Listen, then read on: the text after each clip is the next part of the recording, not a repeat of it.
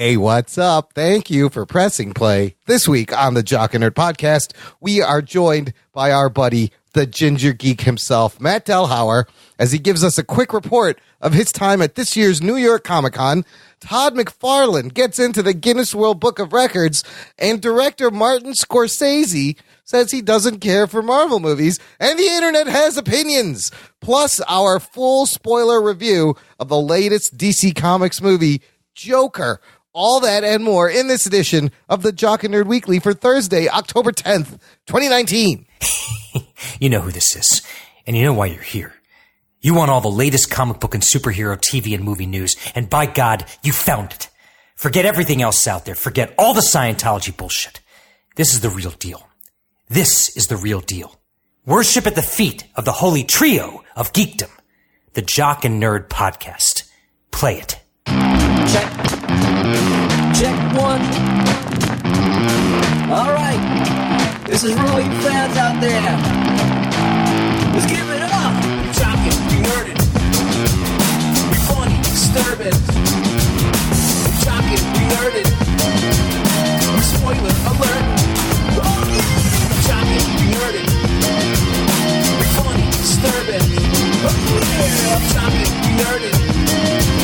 We spoiler alert. Yeah, what's up, listener? How's it going?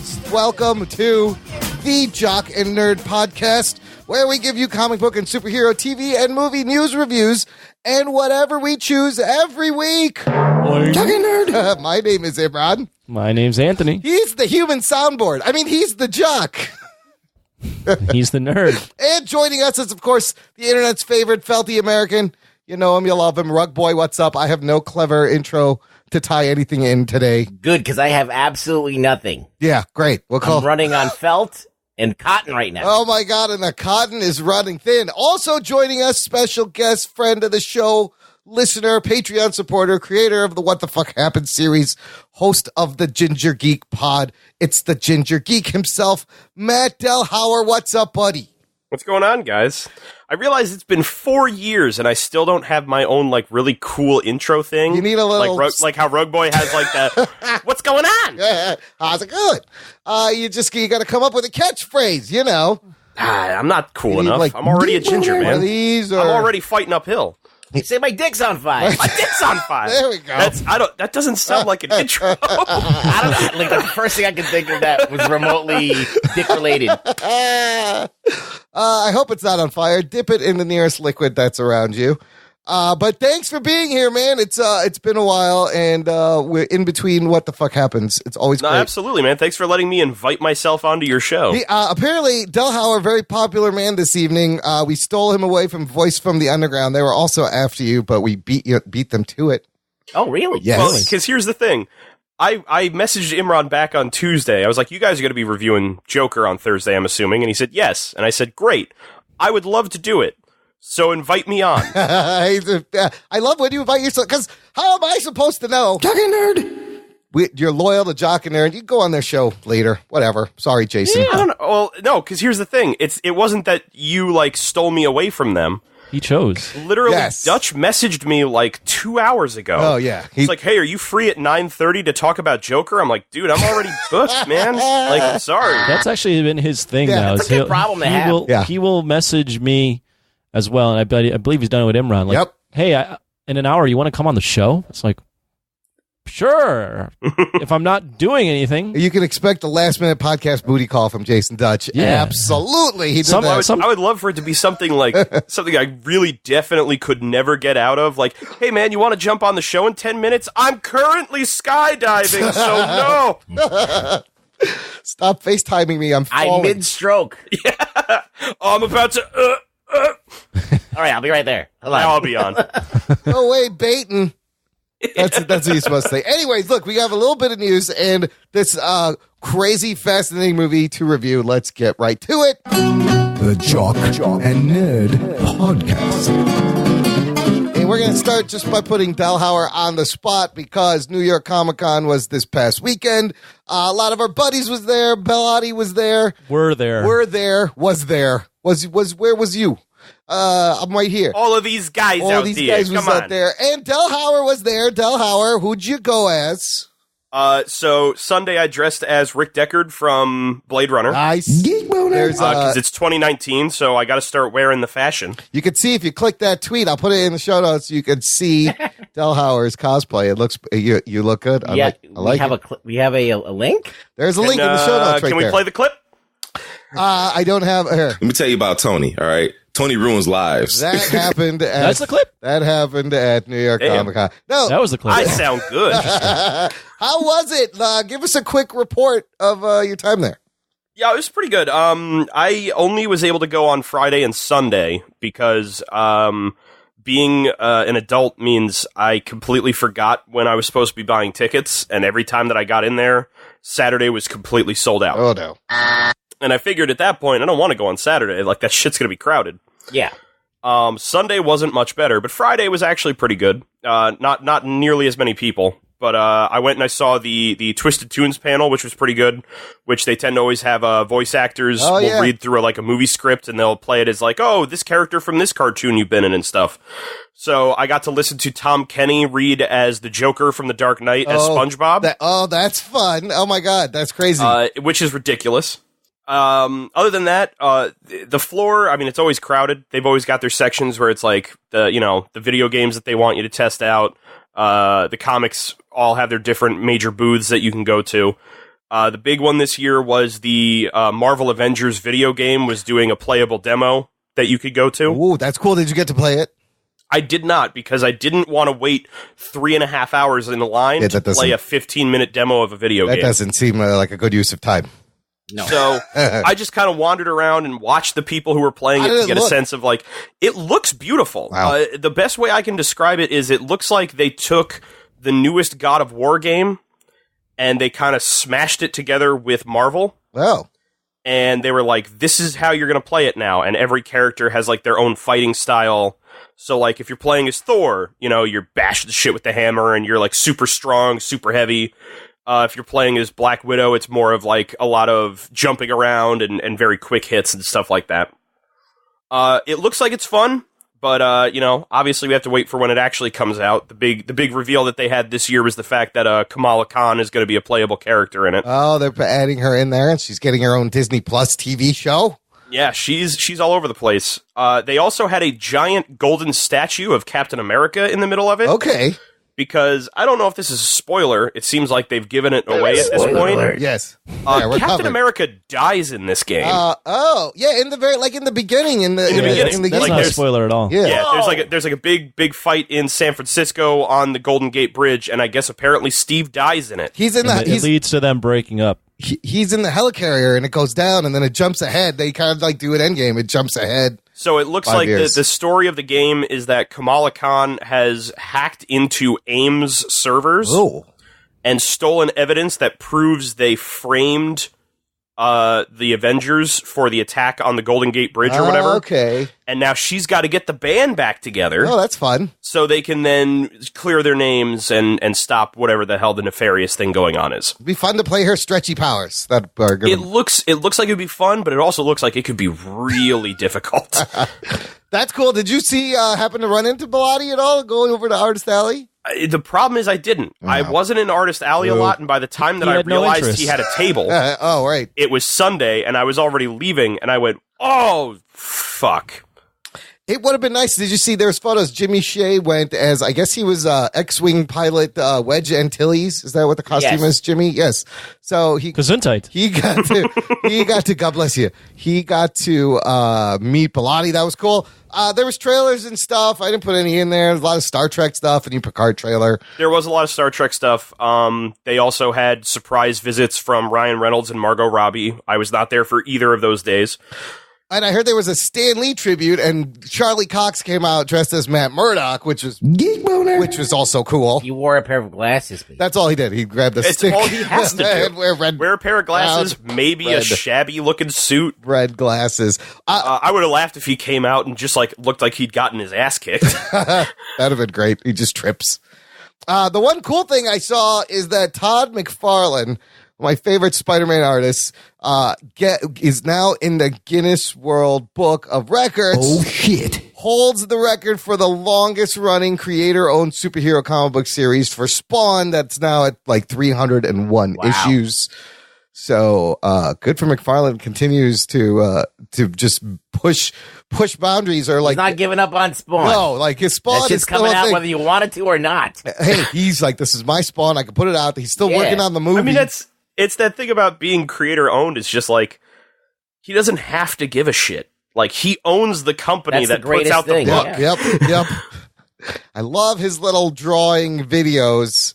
And Nerds. He's dude, McFarlane and Bellotti got to meet McFarlane. Yeah. I want to hear what they had to say. He probably jizzed in his pants. Oh my God, he the loves whole time. It's a good thing he wears all black. That's a good A point. few He years wears shorts ago, a lot. Oh, that's true. They might have dribbled down the side of Get his. messy. a few years ago, I actually got to interview McFarlane about like Image Comics Oh, and really? his toy lines and stuff. Oh, what's he like? He loves to just talk about baseball. He's got all he owns all Oh, the well, balls forget and that. stuff. Yeah. Like it was Imran, you loser. Damn it. Your hero likes sports. God damn it, Todd. I used to love you. I'm it burning was all of being his like, comic hey man, books. like what is your favorite thing you ever got to do with the McFarlane toy line? Oh, I was really glad we got to pick up a lot of those baseball players. It's like, that is a surprising answer. He's like a baseball nerd. Yeah, I know that about And him. it's ultimately like he's a business savvy man, Yeah. so like picking up things like Walking Dead and whatnot. He was like, I mean, yes, Image Comics already owns the comic rights, but picking up the TV rights means I'm gonna sell this shit like hotcakes. Yeah. Yeah, be smart. He's a jock and nerd. He totally Yeah. is jock and nerd. In the best way. Way to time that. Who did that? Was that That was Anthony. That was Anthony. Anthony I don't is know the, what that was. Anthony's the Yo, human. damn near 300 episodes. Anthony knows your soundboard like He back is. of his He hand. knows he's going to press the button. Not only, I know it. I know when he's going to press the And button. he can do it, and he's the human soundboard. You should do some beatboxing, Anthony. One of these days, we're gonna have a beatbox intro by Anthony. Don't you tell me what to do. Imran. I don't think you know what a beatbox is. Beatbox, damn it! Anthony, give me a "Here's the Rug Down." He is the rug down. How good is that? It's so good. It's like Rug Boy was here. Oh wait, he is here. And Hi. how's it going, listener? You get involved in the conversation. Follow us on the social medias. We're on the Instagram, the Twitter, and we have a Facebook group called Jock and Nerd Nation. It's free. It's free. It's closed. It's Closed group, exclusive. a lot of exclusive, a lot of You good have to answer conversation. questions to be in it now, You man. do have to answer some questions because I left Facebook for 5 months, and suddenly you guys are we're grilling closing you. out the group, putting Yep. in questions you have to answer. So I got to answer. You're grilling Getting me. shit sent to you by fucking gaming chair companies. Yeah, Like, like- you guys sold out, All man. this shit happens when you Hey. do a podcast. And I got to tell you, all right, Sell you out for guys that might mighty not want to dollar. hear this, and I might not get, invited back after saying it. Yes. I'm really fucking proud of you. Aw, thanks. It's not really shit. that big of a deal. It's not. It's the little bit. Look, just answer the questions. It is a big deal. Join the Facebook group. You're going to meet all our awesome listeners. As long as you answer the fucking questions. Yeah, make sure we get. Look, I can tell when you are coming from another country Also- and trying to just sell podcast promotion. An acceptable answer to any question Yes. is Delhauer said fuck you. I said fuck off. Because that proves you listen to the show. Oh, I like that. Yes. You can I answer. can put that in. Put that in there. If any of the answers are Delhauer says fuck off, you're instantly in because you heard this. The only other thing in the news, fellows, for this one is a topic that kind of ties into our review. And it's the fact that Martin Scorcese in an Empire Hates Marvel. He apparently hates Marvel movies, and the internet is there's a riot because of some comments he made in an Esquire magazine. What did he say? Here's his exact words. He said, talking about trying to watch Marvel movies. He said, I tried, but that's not cinema. Honestly, the closest I can think of them, as well made as they are, with actors doing the best they can under the circumstances, is theme parks. It isn't the cinema of human beings trying to convey emotional, psychological experiences to another human being. Oh, shit. Now, while I think it's a little dismissive, I don't entirely agree with him. Maybe he's a little bitter. I do also see where he's coming from, but he's not seen these movies, so this is just his awareness. He's 100% seen. You think he's watched them? Because you don't have that opinion without having seen the movies. That's a good point. What, Anthony? Let's start with you. What do you think? I mean, I see his point for sure. Because a lot, these movies are made on a schedule. The dates are announced before they even have directors and writers. Right. So it is a product. It is like a thing that they have to constantly churn out, and they're fitting it within this universe. So there is that. There is also the fact that by the end of Endgame, I was like emotionally a wreck. Yeah. And I don't usually ride a ride and go by the end of it start like feeling like all these rush of emotions other than why the fuck did I do that? So whatever the story they've told along the cinematic universe for me has worked. So I would agree that it is in his sense of like creating a movie, like for the art of making a movie and making your own thing and not having ideas, shoved down your throat of how this is supposed to go. I agree with that. But I would also say that the way Marvel's told a story, the emotion is through the long form storytelling rather than just if you look at the individual chapters of the movies. Ruggs, is it possible to do both? That you can make a piece of art that's also a ride and commercial? I think Marvel's done it the best that it can be done. When you look, Marvel movies are a product, all right? And they've made tons of compromises to get that product out to the mass market to please all of the demographics they can possibly please. And they're working on it, right? I know. I'm agreeing. They try to please everybody. Yeah, they're in it to they're not in it to go after an artistic vision, damn whatever the consequences are. They're just like, no, we're going to try and balance this kind of hard thing to balance. So they've done this thing. And Scorcese even says, he's like, with great actors doing the best that they can to do this. But when you're, it might come off as snobby, but I think the thing is that the thing that he said was that it's not cinema. He's wrong about that. All right. Cause it is cinema. Technically, like it's plays cinema. In the theater is cinema. Right. What maybe he was trying to say, maybe his intent was to say, it's not like the kind of art that he prefers to watch. Right. Right. Absolutely. I don't agree with that. I like watching Marvel movies. I do like it, but I understand that they are heavily compromised movies. And, even within its own existence of being a comic book movie based on comic book source material, it compromises all the time. It does things, on schedule. Yep. That has to be done by a thing and has to link with another thing. So it's tied down to all this stuff. And so even though there are directors that have like a unique vision, they're not like starkly different. They're degrees different. They're not like, okay, where you have like a completely auteur director and like a complete point of view that's different than what Disney wants. True. So they've limited the characters, what they can do, how they can act, all that stuff. But they make good movies. So Scorsese just probably is just not really cool with the whole corporate kind of filmmaking. He probably doesn't like the fact that that's changed. It used to be a lot more conceptual. Like now everything's a sequel or a reboot or a franchise, and it's thought of about business first, mass market first, and not really thinking about art. And I'm just going to basically I'm going to pivot to music. There's bands like Justin Bieber, or if you want to call it a band, whatever, that is completely fabricated, right? They take a guy, he's good looking, he can sing kinda, and then they pair him with a guy who sings the thing, and then it's a product. They know they can get this audience. They have this audience they're nailing for. They have the guy who writes the music for like every other hit song, hit song, and it's engineered. Bands. Okay. Yeah. Now, what if a guy who's just playing guitar in his garage somewhere, plays at a bar, gets discovered, and he's writing music just for himself, basically? Yeah. That's pure artistic expression. Right. So there's two completely different realms of how things are created. And even though that they're being absorbed on the same kind of platform, they're completely different. And to some person who doesn't know the difference, they're going to be like, well, music is music. What's the fucking difference? Yeah. But there is a huge difference, especially if you're an artist or you make art or you write or whatever. If it comes from you and it's personal or you have a story to tell and you create something and you want to have the integrity of that thing, I think all those things are in the conversation. I like James Gunn's comment to the Scorsese's comment. James Gunn said, Martin Scorsese is one of my 5 favorite living filmmakers. I was outraged when people picketed The Last Temptation of Christ without having seen the film. I'm saddened that he's now judging my films in the same way. Delhauer, is it hypocritical of him? Because he kind of does. He does the same movie with gangsters over and over. He's got kind of a shared gangster universe, Scorsese does.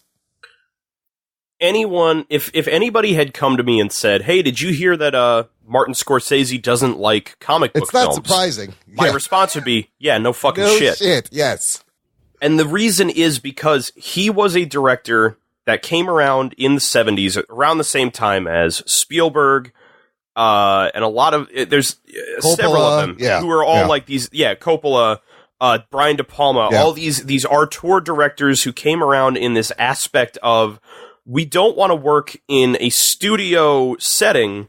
We want to make art our way for us and for the people who are going to like what we make. And that was a huge thing that pushed through the 80s into the 90s. And by the time we got into the 2000s and we got into things like the Marvel movies, it kind of reverted back. Yeah. Marvel is built as being studio films in the same way as the things that like Howard Hawks was making back in the 40s and the 50s. It's, there was a time where you didn't go to see a Howard Hawks movie, you went to see an MGM movie. Right. Kind of a thing. So the problem is that it's a model that is built on something that he actively worked against when he got famous. So to see it come back around, I'm in no way surprised that he's not okay with it. It's interesting how it's cyclical, and it may continue to turn where these auteur directors do come back in fashion. Right now, I think where that stuff is going to be huge is on streaming services. Absolutely. For example, The Irishman, 3 hours. It's 100% on Rotten Tomatoes right now. Oh, shit. It comes out in the theater November 1st, and it will be on Netflix November 27th. Really interested. I'm excited to watch this. The de-aging looks amazing. Absolutely. I'm excited to see it. I love Scorsese. I love his films. I think he does have a point in his career where it feels like, he has phases. Yeah. There was the late 70s and the early 80s where he had the gritty New York movie where it was like, Robert De Niro stars as insert main character here who's kind of a morally bankrupt person who lives on the streets of New York because New York is a morally bankrupt city. We get down into the late 80s into the 90s, and that's when he starts doing, Goodfellas and Casino, and he's doing this whole major, organized crime drama sort of a thing. And it's, while he has these phases where they are very similar to each other, they are all very much him. It's all about corrupt people. Exactly. And that's us. And that's the truth about us. For him, unfortunately. And for him to decide to turn his nose up towards Marvel and the Marvel studio formula and the way that they go about making their movies, it's understandable because it's selling a product rather than it is telling a story. At times. It's a different kind of art. It's a different form of art. It's really what it is I think his problem is it's business above art. Business first. Whereas he's art above business. Yeah. And it's this concept that he already raged against once before. He's doing so again, but at this point, it is so in vogue. It's not on its way out just yet. And the problem is that to be an auteur filmmaker who is in your 60s or your 70s or your 80s, turning around and saying like, well, back in my day, we made art for art's sake. It's like, okay, Grandpa, whatever. And I mean, the Irishman is about Jimmy Hoffa, so he's back doing his one of his favorite topics. And he's dipping right back into his favorite group of actors. Yeah. He literally got Joe Pesci to come out of fucking retirement Al to do this. Al Pacino, Joe Pesci, Robert De Niro. Yeah. So that's wild. What it is that, I'm not surprised by it. I'm also not upset at it. It's everybody's allowed to rant at whatever. We were talking before the show about all the shit that people get mad about on the internet. Yeah. I'm not surprised or honestly upset at Martin Scorsese for saying he doesn't like Marvel movies. It's his opinion. I just think that when you speak to anyone now, you have to be real fucking careful that whatever you say can't be pulled as a clip, as like a little bit. It's all about the pull quote. Yeah, the pull quote is that's not cinema. Yeah. Like that wording right there That is got like everyone. He could have been like, you know, if he would have said those movies are corporate movies. Yeah. Like no one could touch him. It's corporate filmmaking. That's all I have to say. I would interject and say I remember watching Howard Stern with Robert Downey Jr. and the paraphrasing, but the first thing he basically asked him is, "What do you think about Martin Scorcese saying Marvel films aren't cinema?" Yeah, and Robert Downey Jr. is immediately like, you know, he was very trying to dodge it right down the middle, but he was like, "Yeah, I mean, of course it's cinema. I mean, these are movies, right? This is cinema." You know, but that was the question that was being directed at other So actors. basically, the argument was, isn't he a snob for saying the word cinema like it means something? Like all of the nobody actually read between the lines and actually tried to look at what he was saying, because if you do look at it, you're kind of like, okay, I get what he's saying. Yeah. And there's not really anything to be upset that a fucking 75-year-old dude or whatever doesn't like Marvel movies. Like, you know, I don't know that many that do. It's in the same fact as last week or 2 weeks ago. Like Rug Boy and I had a conversation over Twitter. Yeah. That we'll probably wind up talking about later on again. That was about thread. Todd Phillips. Yep. And about his comment about, you know, you can't be funny in this woke generation or whatever. And I'll admit, I kind of, you know, I allowed myself to get angry and I put my foot in my mouth by basically saying he's not a comedy writer. But what it boiled down to was I allowed the quote from him to be how I shaped my response rather than the full aspect of what it was that was being said. Yeah. And I even said later on, if Todd Phillips is a person who thinks that his brand of comedy no longer can exist in the world that we live in, and his response is, well, then I'm not going to bother trying to do comedy. Yeah. Then I get it. And I fully support that. If you don't think that the audience you want is the audience you're going to get, I fully understand the idea of saying, never mind. Well, yeah, that's I think about that all the time. Because, you know, as this personality on this show, I make dick jokes and I do this and then I do that. Now, if I could no longer, they say, listen, Imran comes in and says, Rug Boy, you can't do any dick jokes anymore. You can't do anything. So I would find it very hard to be funny because that's all I got. I mean, I'll be honest. True. That's all I got. And I'm not good enough to be a real comic. All right? Not funny. Now, I feel like, okay, those things were great and everybody laughed at them for the longest time. And now I can't do it. And even though people want to hear me do it, I can't do it. Well, and it's crazy. Yeah, and it's in the same vein as how what we've recognized, and when we were talking about things like, you know, cancel culture or whatever, 99% of the time, it's not about who's saying what on Twitter. People say shit on Twitter all the goddamn time. It's when you have someone like Marvel or Disney decide they're going to fire James Gunn because people are demanding that it happens. Yeah. It's when you suddenly have this outside source that says, if you don't do this, someone who has power over what's going on says, if you don't do this, then you lose what you already have or something like that. Like if Imran came on and said, hey, Rug Boy, you know, we got this company that's starting to sponsor the show, and they said, we don't want to have Rug Boy saying dick jokes anymore. Like that's where it suddenly becomes like a hashtag. We would kick them to the curb. I was going to say, that's where suddenly hashtag cancel Rug Boy even came more from. homeless than I already no. I told that company to fuck off. Shut up, dick Imran. jokes or nothing.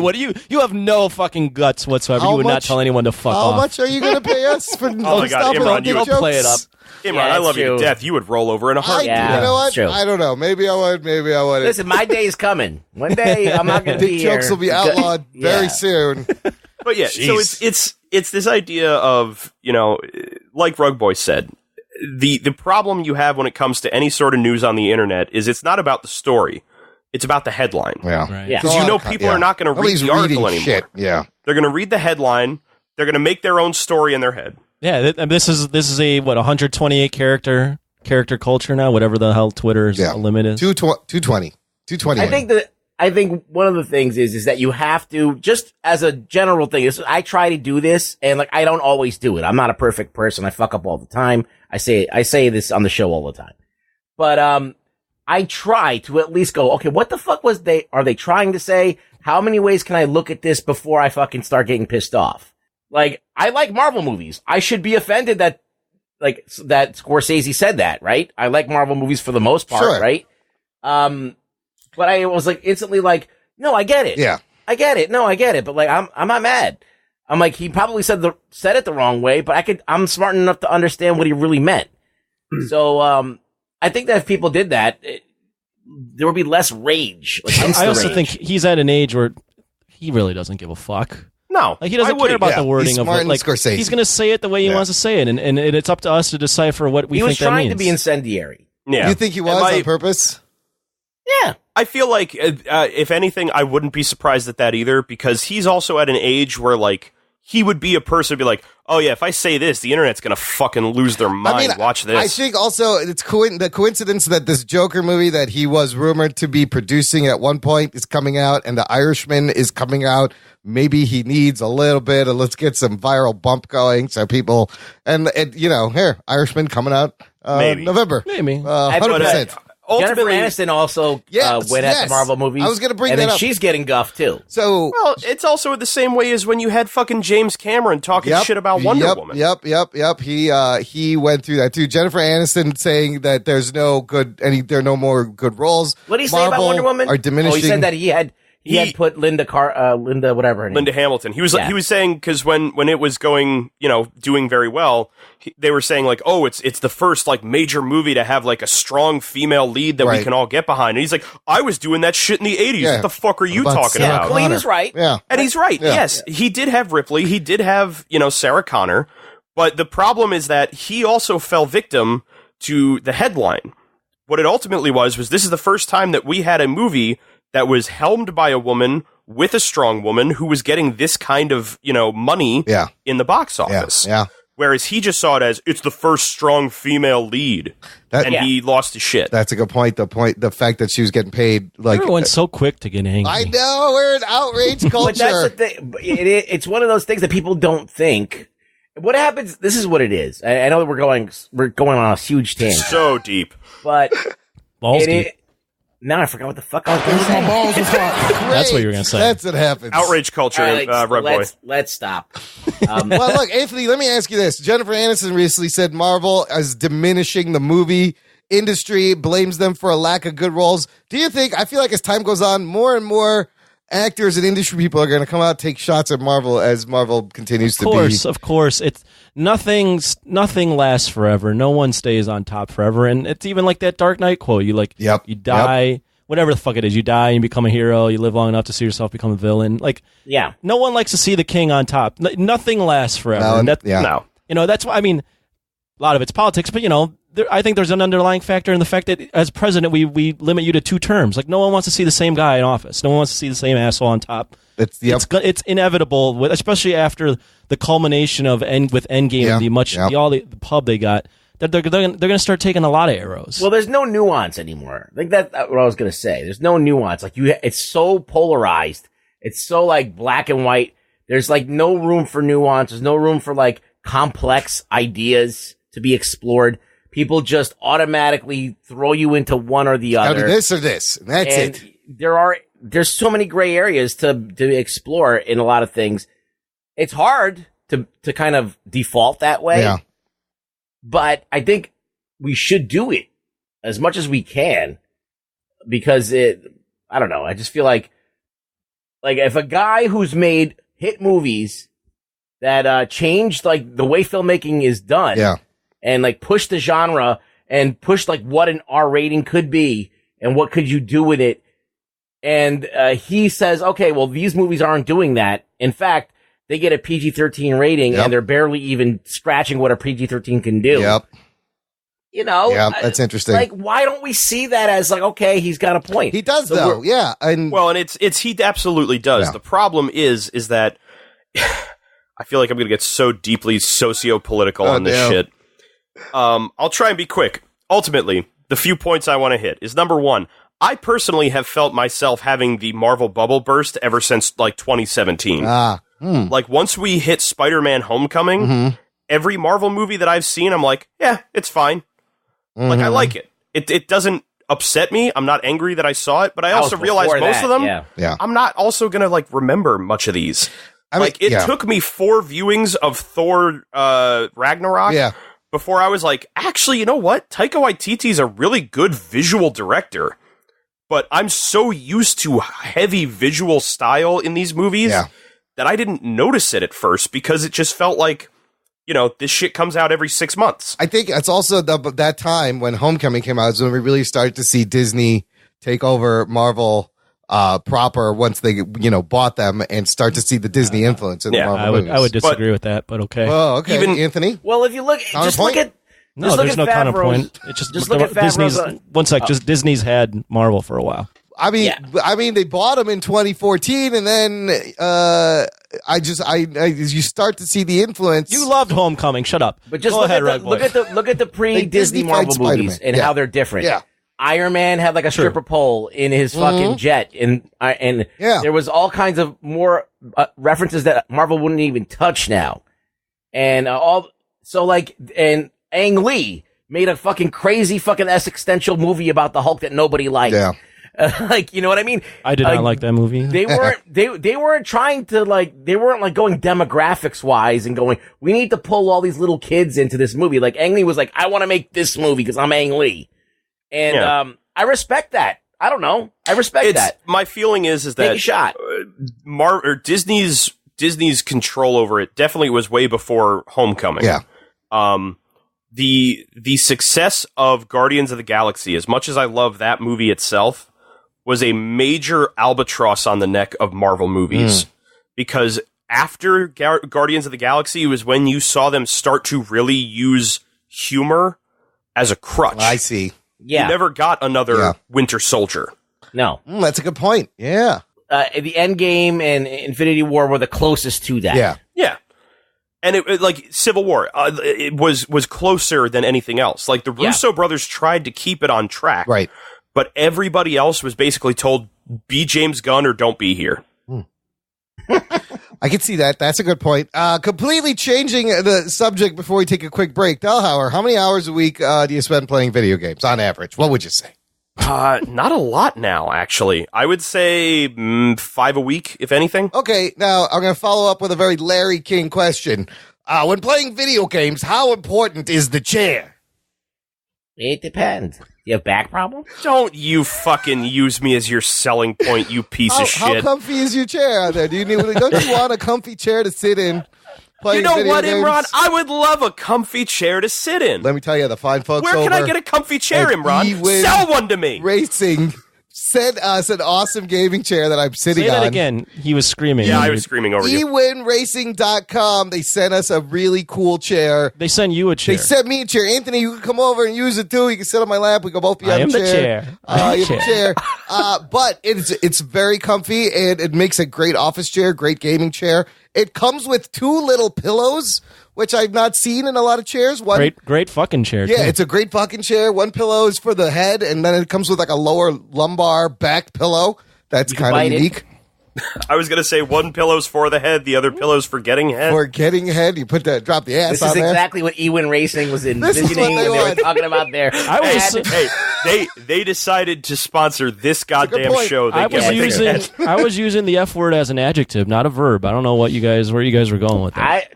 It's a good chair to have sex in, probably. Oh wow! So you just went there? No, did I? Anyways, use code JOCKNERD at eWinRacing.com. JOCKNerd. No and. JOCKNerd. Get yourself this. Fuck the and. Yeah, fuck the You're and. both. And get you get 25% off when you use this code. That's a hell of a discount. That's a lot discount. Because it's an expensive chair. These are high-end chairs, well built, super comfy, super quiet, makes a great holiday gift. There will be a full review soon. Okay, enough of the shilling. We're going to take a quick break. We'll be back with the review of The Joker right after this. After these messages, we'll be right back.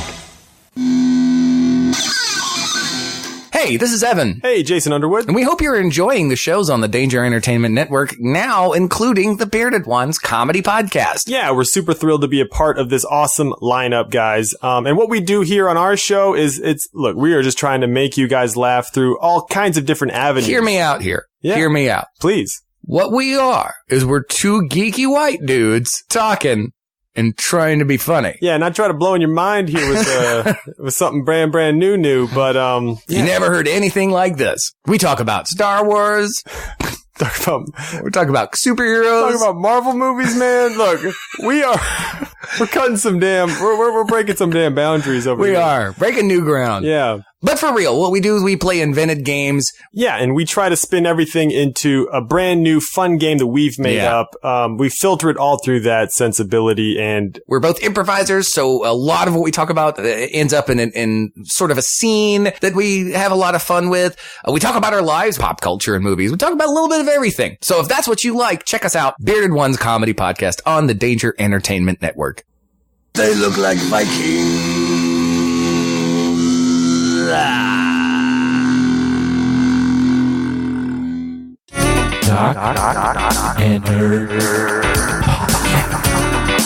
Listener, if you enjoy the show, thanks for listening. You want more show, join our fan club, jockandnerd.com/Patreon. Everyone there gets access to bonus content and exclusive RSS feed with instant reactions to movies, like you would have heard our instant reaction to Joker this week, except for Rug Boy, because he always forgets to send them in. Rugs. Oh, yeah. Fuck and that except show. for me, because I'm not a part of the show. Fuck that show. But you get, if you sign up for $10 a month or more, you get to force any movie for us to watch and review. You get to pick a movie. We've been doing a lot of these. It's been a lot of fun. You get to pick a movie. Everybody gets to pick a movie. It's like a lot of people have been up into $10 recently. Yes, they have. Because they're fun. They are a lot of fun to do. They like making us watch movies that I don't want to watch. Yeah, that's also fun. It's fun watching and again, random movies every week. You guys don't invite me along for this shit. What? Like this was the reason I came on the show to begin with. All right, well, look, we might need your help with these some of these new picks. I'll be happy to sit one out. Okay. Or if someone sends us a what the fuck. We've done That's also true. I know, we've done that. Patreon. We have what done the fuck. that. Yes. Yeah, We so what did are you two. talking about, We did Delhauer? two Delhauer. We did Howard the Duck and Stop Ghost Rider. crying. No, Jesus I Christ. won't stop crying, okay? I miss you guys. Oh, we miss you too. This week, I got to say super thanks to Daryl K., who goes by @VerumLibertas on Twitter. Listener, Patreon supporter, he increased to the $10 a month tier. Talking nerd. He gets to pick a movie. He has picked Brightburn, the movie. Oh, no. But what if Superman was a shitty little kid and not a good person? So here's a movie about a comic book type person that does horrible things. Yes. Here's a funny thing. I saw a video on YouTube recently that was like the ways that you can tell from a trailer that a movie is going to be shitty. Okay. Two of the things that they brought up, they specifically brought up because of Brightburn. Oh, jeez. One of them was if the movie ever states that it's from the producers of another movie. Another movie. Those are always bad. Because the producers don't do shit and they're just using the name. It said, number 2, any movie whose title is a bold red font. Really? And it said, I don't know really what the reasoning they were saying was, but they said this was ultimately like they figured they needed a more eye-catching font because the movie itself sucks. won't catch your attention. That is interesting. I would study bright, bold movie fonts and see if that holds true, if that's the case. Well, you like everything, though. I don't know. I haven't seen Brightburn. I may not like it. I did like the trailer, so that'll be interesting to watch. Apparently, it's not very good. Yeah, the fact that Brightburn all over the place was like, from James Gunn. Right. It's like, no, it's not. Yeah, not really. At all. Nothing to do with it. Why do you think this dude wants to watch?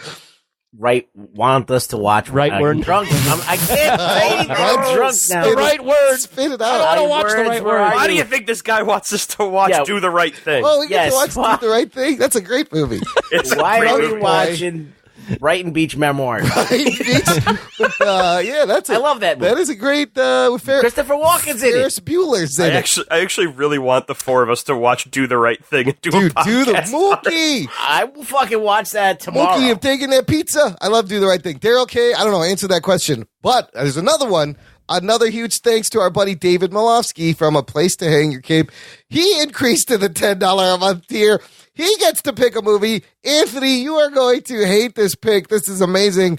He has picked the Rocky Horror Picture Show. Oh, shit. Oh, boy. Why? Have you? Because I don't know. Halloween is coming. And also, it ties in to their yearly musical at Podcapers, their podcast, where it's called the Scotty Horror Picture Show, where we have a few lines in this. So when that comes out, Did you ever go to the one in the city, Imran? Yes. This is the third year in a row. Yes. He has not come to me. Oh, Mardu Malofsky. No, I'm kidding. Like 2 years ago, whatever it was. Yeah. He came to me and he said, "Can you do a Stan Lee impression?" And I said, "No, I can't." Yeah, Ruggs did that. And then he never talked to me again. And I did it. Oh shit. That's hilarious. That's awesome. You're done. Can't do Stanley. Get out of here. Get the fuck out of here. Listen, there. I That's can't the even criteria. do one.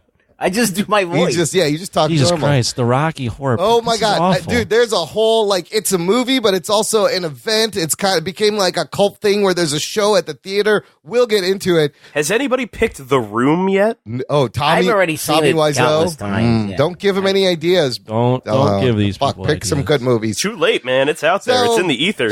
Get ready for those Patreon Imran, edit that out. reviews. It's coming. Imran, The what? edit here. And put it back in. And what movie? And begin. Okay, let's get to the movie we're all here to discuss. Todd Phillips' Joker from DC Warner Brothers. Here is your spoiler alert. Strap yourselves in, you fucks.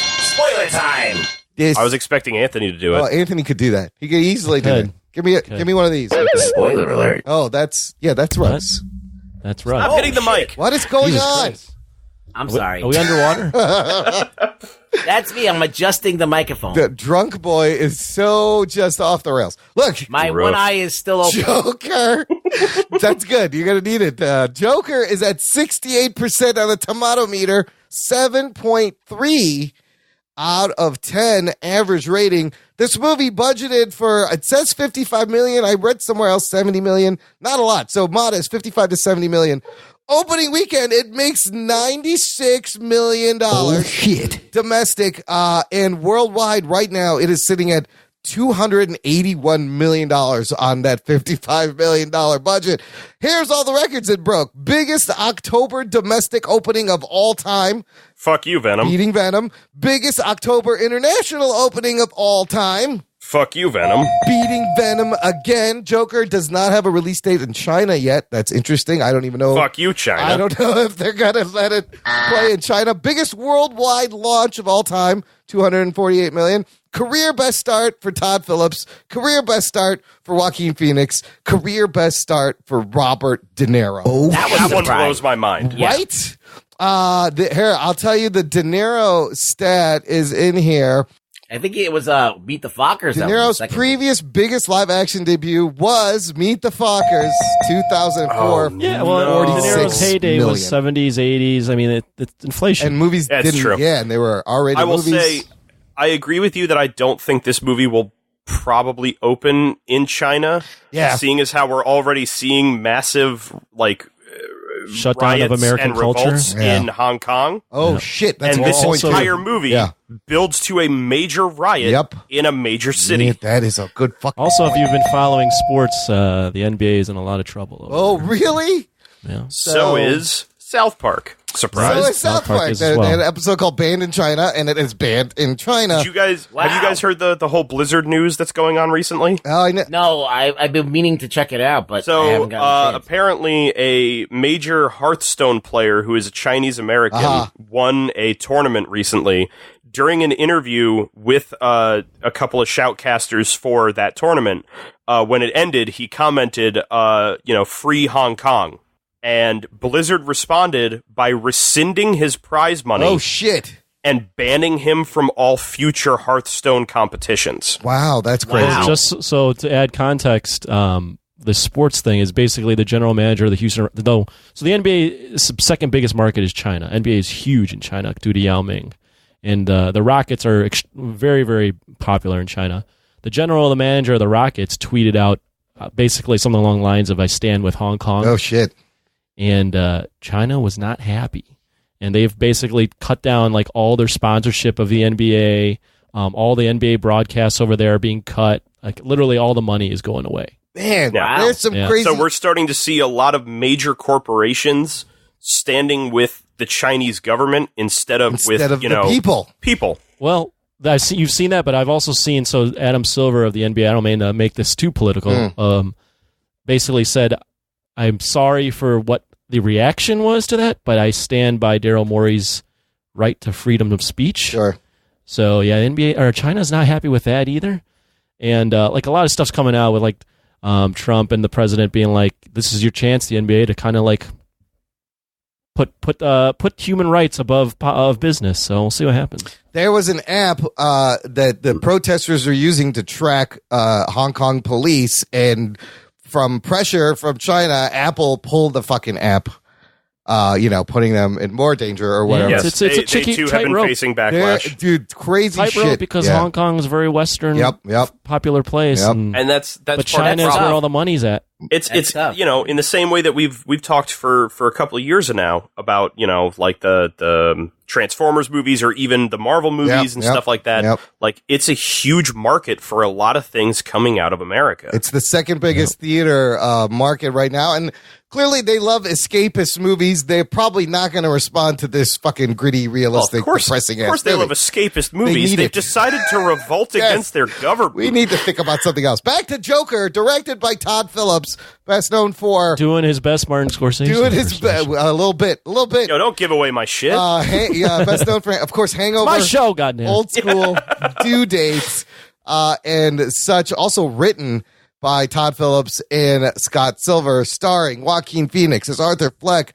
Robert De Niro as game show host Murray Franklin, Zazie Beetz, Sophie Drummond. Talk show host. Talk show host. I want him to be a game show host. That was just something I dreamed of. This is not Trivia Geeks. It's not right? Trivia Geeks. Calm down. Frances Conroy as Arthur's mom, Penny Fleck, Brett Cullen playing Thomas Wayne, Bill Camp and Shea Wiggum playing two Gotham City. Who is the best boy, Imran? PD, the Grip, Joseph, Henry. No, I don't know. That's the best grip work, with also cameos by Mark Maron and Brian Callen. By the way, did any of you see the producer name that surprised the hell out of me? No, it's not Martin. Can you stop asking goddamn questions, Matt Delhauer, so we can get to the review? No, it's not Martin Scorsese. No, produced by both Todd Phillips and Bradley Cooper. Didn't they produce The Stars Born too? Did they work on that together? I feel like they have a thing. Wow. All right, let's talk about the movie. Shut up, Imran. You're ruining the show. Anthony, we're going to start with you. First question, was there police present? And what'd you think of the movie when you left? There was an officer at my theater. Interesting. There was a cop car outside. There was an officer outside the theater when we left. There were signs all over the theater. Joker is not your typical comic book film. There's violence and blood and whatever, all that stuff. So yeah, that was interesting to see. What did I think of the movie? I think first off, I enjoyed the movies. I think it's one of those movies that it's beautifully shot. Todd Phillips does a great job in terms of like constructing a film and paying an homage to what Martin Scorsese's done in his past.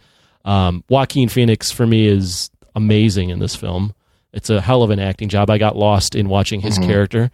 Without getting into too much detail yet, the movie being called Joker is a blessing and a curse. Yeah. It's a blessing because no one's going in and really watching this movie unless it's called Joker and seeing this amazing performance. But it's also a curse because there's some things in there that I feel are kind of shoehorned in. And it also is, if this is the Joker that becomes the Joker that we're all supposed to know and love, it's kind of tough to put the dots together. Like, this mentally ill figure becomes the master crime lord of Gotham. Like, I couldn't see that ever happening. But the also a blessing of Joker is that Joker's origin can be so scattered and like can be made up at any time. It's that multiple choice. Right. Unreliable. Yeah. Exactly. So this is a feasible origin for the Joker. One of the feasible Joker origins. So I'll add more after you guys talk. Delhauer, was there any weird police presence at your screening, and what'd you think of the movie? No weird police presence. Yeah.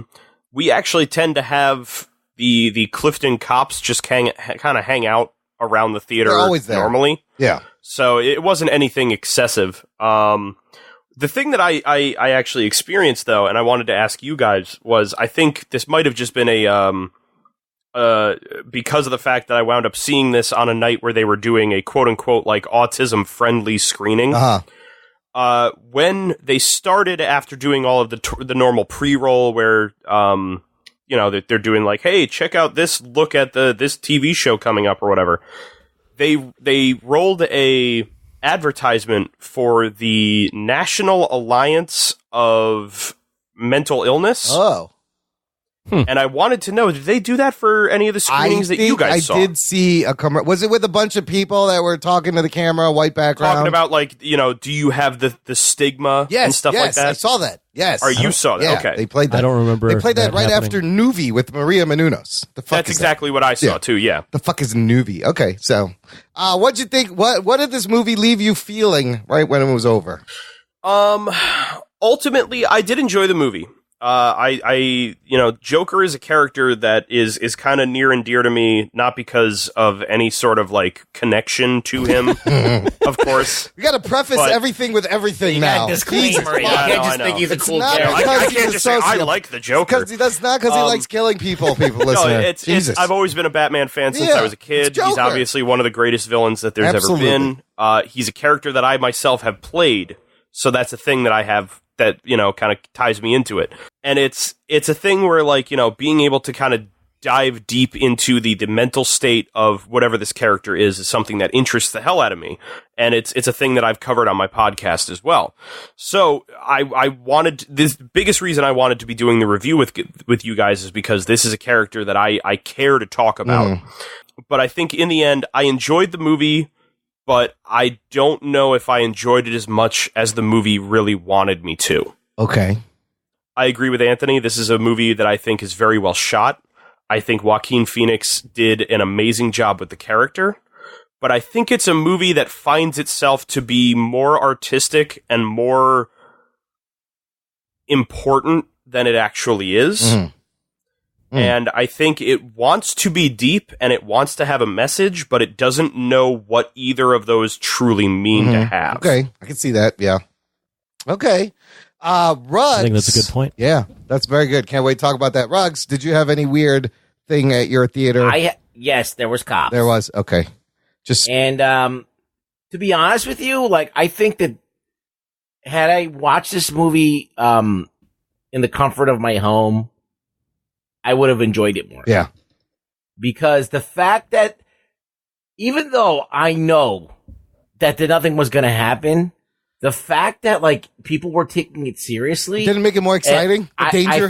I feel like that the media and social media created this. Yeah. When it didn't need to happen. Absolutely. Because, like, there's been shitloads of movies. There's like a list of them of horrible people movies that have been made, that have opened in the theaters, and there was never like this kind of threat of violence. And this is something that, because it's the Joker, because everybody's got a hot take, because people have the need to sensationalize or overanalyze something like a movie about a crazy guy that's been made 1,000 times, that I go to the movies and there's a cop there. Yeah. And there's an armed people there when I get in and whatever. So that made me uncomfortable, more uncomfortable than the movie. Yeah. In fact, even though I enjoyed the movie, and I pretty much echo everything that Anthony said already and Matt said, I found it to be a little bit limp. I found it to be, I was like, this is nothing. It came out tame. Yeah, Well, I know what that means. It's not going to live up to the hype. No, well, not even limp, but I think like the amount of like, oh like my he god, kills this, like maybe like I'm not gonna say it right now. It's but like 4 people. Yes. yeah, no, the amount of like the way they were talking about this movie, that it was going to incite violence. I was like, well, what? I could see where, and we could talk about that later. But I mean, I could see where like somebody who's really looking for something to like grab onto can do it. But like that's a perception thing. But like I was like, I'm like, oh, this is what everybody's so fucking afraid Ultimately, of. a whole lot to do about nothing. Nothing. Yeah. If this movie terrifies you about what it could incite people to do, I would hate for you to see like Natural Born You Killers. haven't seen much better movies. That's what that means. There Will Be Blood. Yeah. Okay, is a movie where it's about a fucking piece of shit that like ruins a guy's life and is a complete fucking asshole. And and like that was to me more it wasn't more violent, it wasn't more anything, but it was more like psychologically fucking crazy. Yeah. To watch that movie than this one. I was more disturbed by the movie Precious. Oh yeah. than I was Joker. Well, I mean, you just mentioned a great movie, Natural Born Killers, and like even Bonnie and Clyde. They glamorize what it means to be like a killer in the media. Remember Sling Blade? Yeah. There's a lot, dude. There's a lot. There's a lot. Mentally ill guy kills people. It got an Oscar Cuckoo's nomination. Nest, fucking Clockwork Orange. Like, this is nothing new.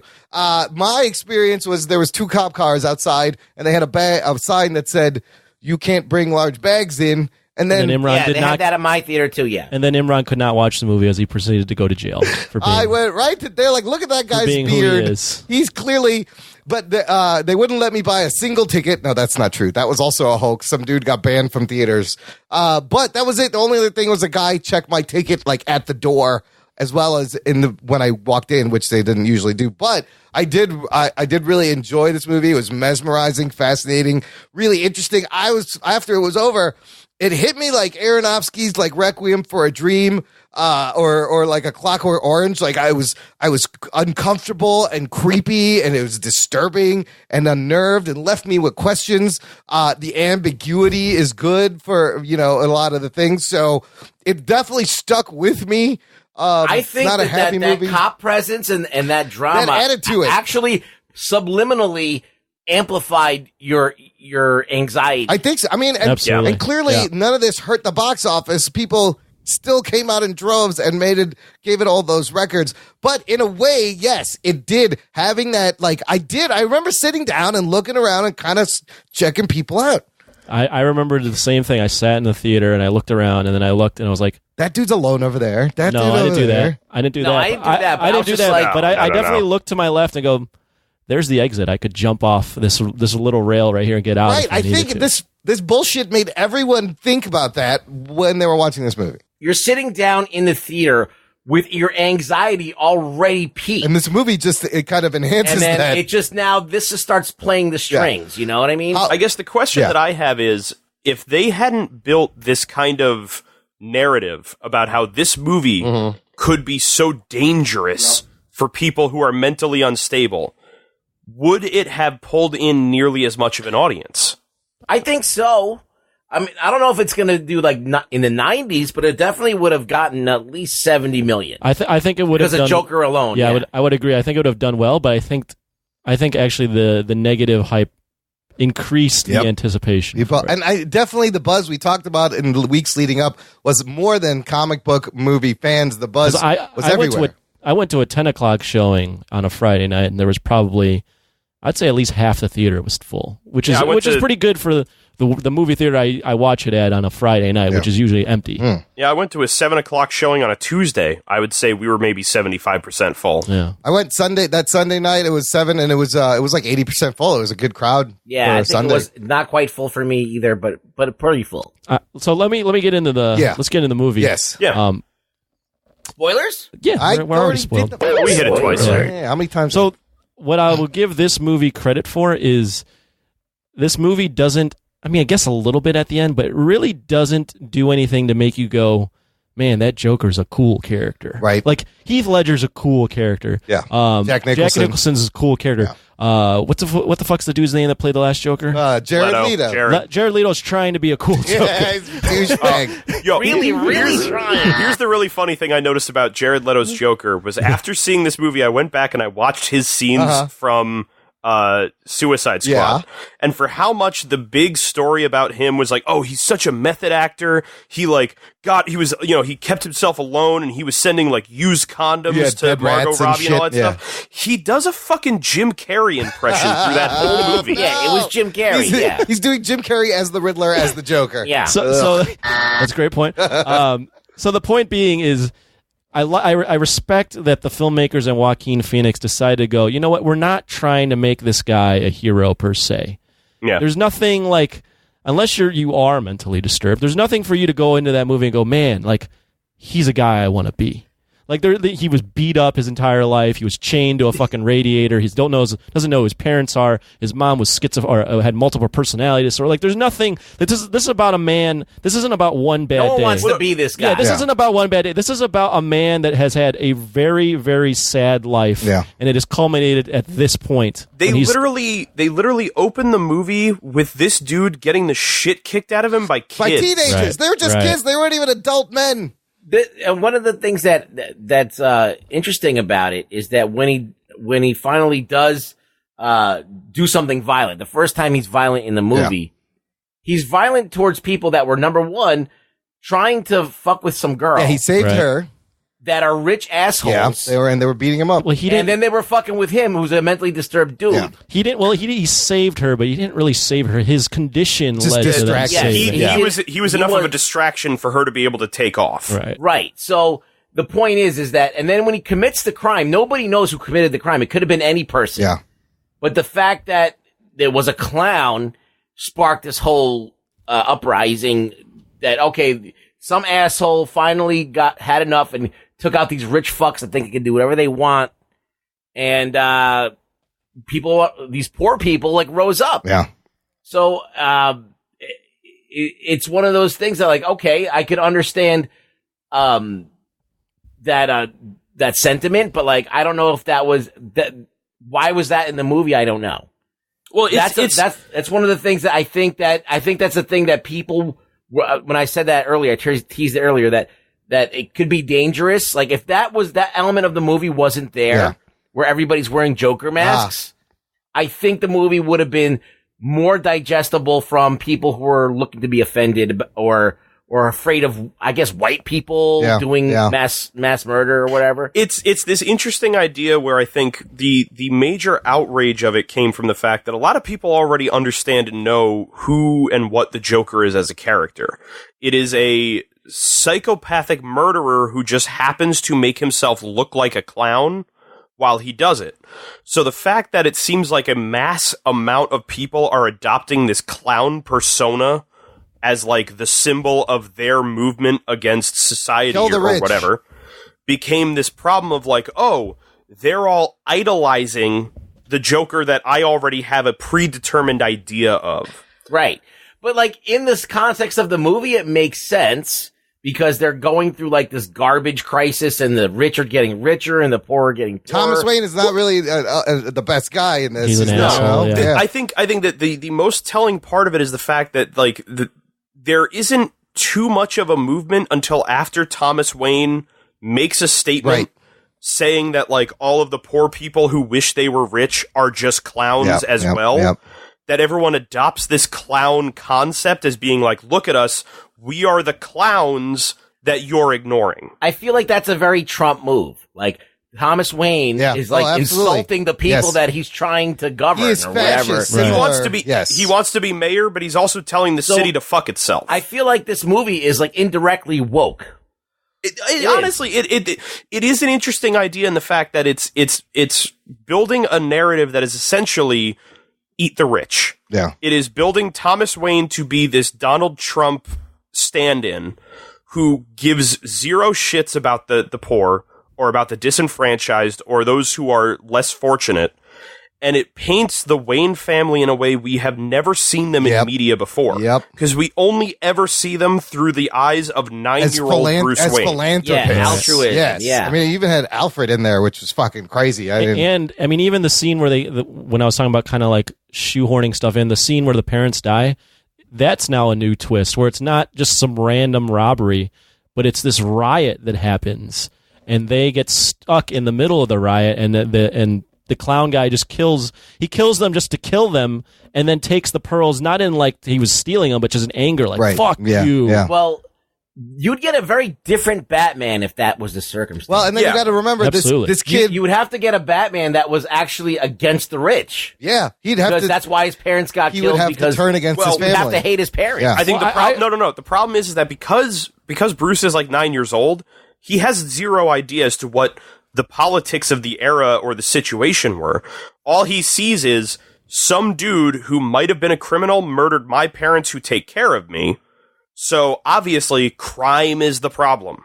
But then I think that he would have to know at some point that things were so bad, and he would know the machinations behind government. And he might, but also, you know, for all we know, that moment was so damaging to a young Bruce Wayne, he doesn't want to know the truth. As I've said for years, Batman is a man who made a promise to nobody at the age of 9 and carried it out. So you basically think he's Trump Jr. then? It's the idea that Batman is as crazy as anybody else. Well, I actually interpreted it a little differently. I kind of liked that spin because I think what that would have taught a little Bruce Wayne is that because his parents died because of senseless violence, it wasn't robbery. It was just it was just killing for the sake of killing. Yeah. So for me, I interpreted that as his moment when he's like, I have to stop these guys, but I'm never going to kill them. I can't kill. Because life is too important to just senselessly take it away. And Bruce would be the only person in that moment, and for how traumatic it is, he may not even remember that the killer stated, "You get what you deserve" when he shot his father. But wasn't Bruce there when he was telling Alfred that he's a son of Bruce Yes, Wayne? this is a Bruce what? you have to remember. This Bruce just a day earlier was visited by this guy claiming to be his half brother. True. But I don't know if Bruce would have heard the conversation, because you notice that Arthur is very quiet in that moment. Yeah. He's only angry once Alfred's telling him, "That's bullshit, leave." Yeah, that his mom, it was crazy. That was some crazy, So there's a crazy possibility in reveals. here. Yeah. Right. I'll go on that one. What did oh man, I had so many thoughts. Let's talk about the laughing condition, which is a real He's got 3 laughs, condition called pseudo-bulbar effect. He has 3 laughs, Ruggs. What are the 3 laughs? He's got the one that happens that he can't control. Yeah. He's got the one that he does when he's trying to be like a normal person and laugh with When he's everybody fake, else. yeah, he's fake laughing. Which It sounds the almost same. sounds the same. Yeah. And then he's got the one where he's actually laughing, which is at the very end when he's with the woman and he laughs and she's like, "What are you laughing at? You wouldn't get it." Yeah, and he goes, "You wouldn't get the joke." What do I think of laughing? Okay. I mean, I thought his performance, Joaquin's performance of that was incredible, because you felt that pain that he can't, he has the card. He made it can't seem talk. like an uncontrollable cough. Yeah, he did a really good job. He has come out and said that he did a lot of research into pseudobulbar effect. Pseudobulbar, it's a real thing. In being able to craft that laugh, and even to the point where when he's doing it, he'll start coughing and kind of choking. Yeah, it looks like it's a very common thing in that condition, because it is the fact that it is so involuntary. Yeah, he cannot breathe in the middle of doing it. Yeah, so you are expelling so much air that you are almost collapsing your throat from it. Yeah, it looked uncomfortable. It looked painful. You really kind of feel for him. I'll tell you this. I thought it was an interesting twist on the left. I'll leave it at that. It's a thing that feels so fitting to the character that it honestly surprises me this is the first time we've seen them go that route. Yeah. When he stepped up to the mic to do his stand-up and he couldn't even get words out, like that was painful. It was hard to watch. I have a very close family member who has something similar. They've been suffering with this thing where when they're happy or they get anxiety, their nervous system kind of locks up, their lips start to quiver, their eyes flicker, they can't really talk, and then it starts to go away. It's similar to epilepsy, but it's not. So that shit really hit home for me. Like, I could put myself in that. I kind of can see what he's going through, where who hasn't been approached with someone and getting a card in New York? I remember when I lived in New York, there'd always be either they were deaf or blind, and they'd give you this card saying, "I have this condition." I thought that was brilliant, and there was my question: was this too sympathetic of a character? Did they play him too sympathetic without any kind of redemption? Well, Anthony said it best. You don't want to be this guy. Yeah. You're like, you could see why he's had a hard life. You could see why he fell through the cracks of the system. Why I was gonna say, like, why like society's abandoned him and he's kind of like this loner, but at the same time, like, he's also insane, right? And he's thinking of things that don't happen that are happening. He's kind of like unreliable in his narration. He's the unreliable narrator, and I love those ambiguous moments. So when you get to that, let's talk about that real quick. So there's moments in the movie where you don't know if it's really happening or if he's just thinking of it, and then eventually they put the cards down and you see it.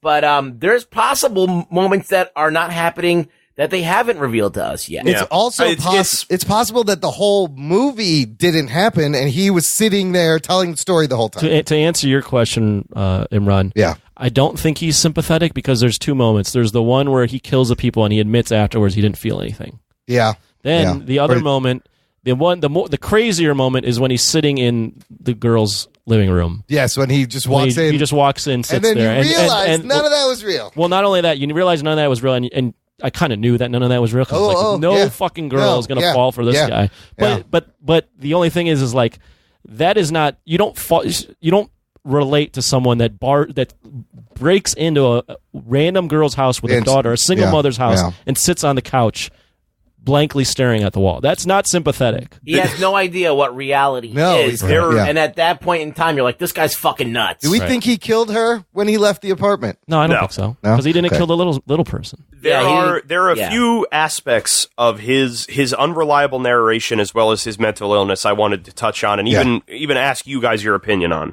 Go for it. One of the big things was, I agree with Anthony. I saw the whole relationship with Zazie Beetz being fake thing a mile away. Okay. They never gave us her name. Yeah. And no one ever sees the two of them together. Yeah, she didn't have a lot to do, really. I also saw Fight Club. I know how this works. Yes, it's a lot. There's a lot of Fight Club allusions in here. Yeah, very much so. Yeah. So that was one of the things. The idea of him not being a sympathetic character, they want us to sympathize with him a lot. But there are things that really don't match up or make sense in the story that we're being told. And this is what plays into a lot of the unreliable narrator. Yeah. We do see the fantasy that he has way in the beginning where he imagines being in the audience of the Murray whatever show. Yep, Murray Franklin, yeah. We see that he has this non-existent relationship with his neighbor who he's attracted to or maybe thinks he should be attracted to. I got a lot of senses throughout this movie that there is a very subtle hint that he might be a repressed homosexual. Oh. That I will touch on in just a moment. Oh. Some of the things that I wanted to question on were, you know what, I'll touch on the repressed homosexual thing right away because it's at the forefront of my mind. So when we first meet the character of Randall when he's working, the guy who gives him the gun. Oh, the big guy, yeah. He says he heard about him getting beat up by a couple of, a group of teenagers, blah, blah, blah, a bunch of savages in this town, whatever. Hands him the gun in the bag. And when he hands it to him, Arthur says, I can't possibly take this from you. And he says, no, man, it's fine. Take it. I know you'll make it up to me. You're my boy. Yeah. There is a very predatory thing about the way he says that to him. Well, I think there was something more sinister about Randall in general that they're kind of hinting at. Yeah, they probably cut that. And I'm wondering if it's a thing that they cut, because it makes me wonder if this is a thing where, like, he's been sexually assaulted, or at least in some way molested by Randall? I mean, and he was... Well, even maybe by his dad. Well, and that's the thing, is I know that they touch on the idea that, like, his mom's boyfriends had abused him in the past, and we don't know what that is. Yeah. I'm wondering if Randall is a part of that, because when he finally murders Randall, that is the most personal murder he has committed throughout the entire movie. That's probably my favorite moment in the whole movie. Sick freak. It is the most, because it is the most Joker thing to do.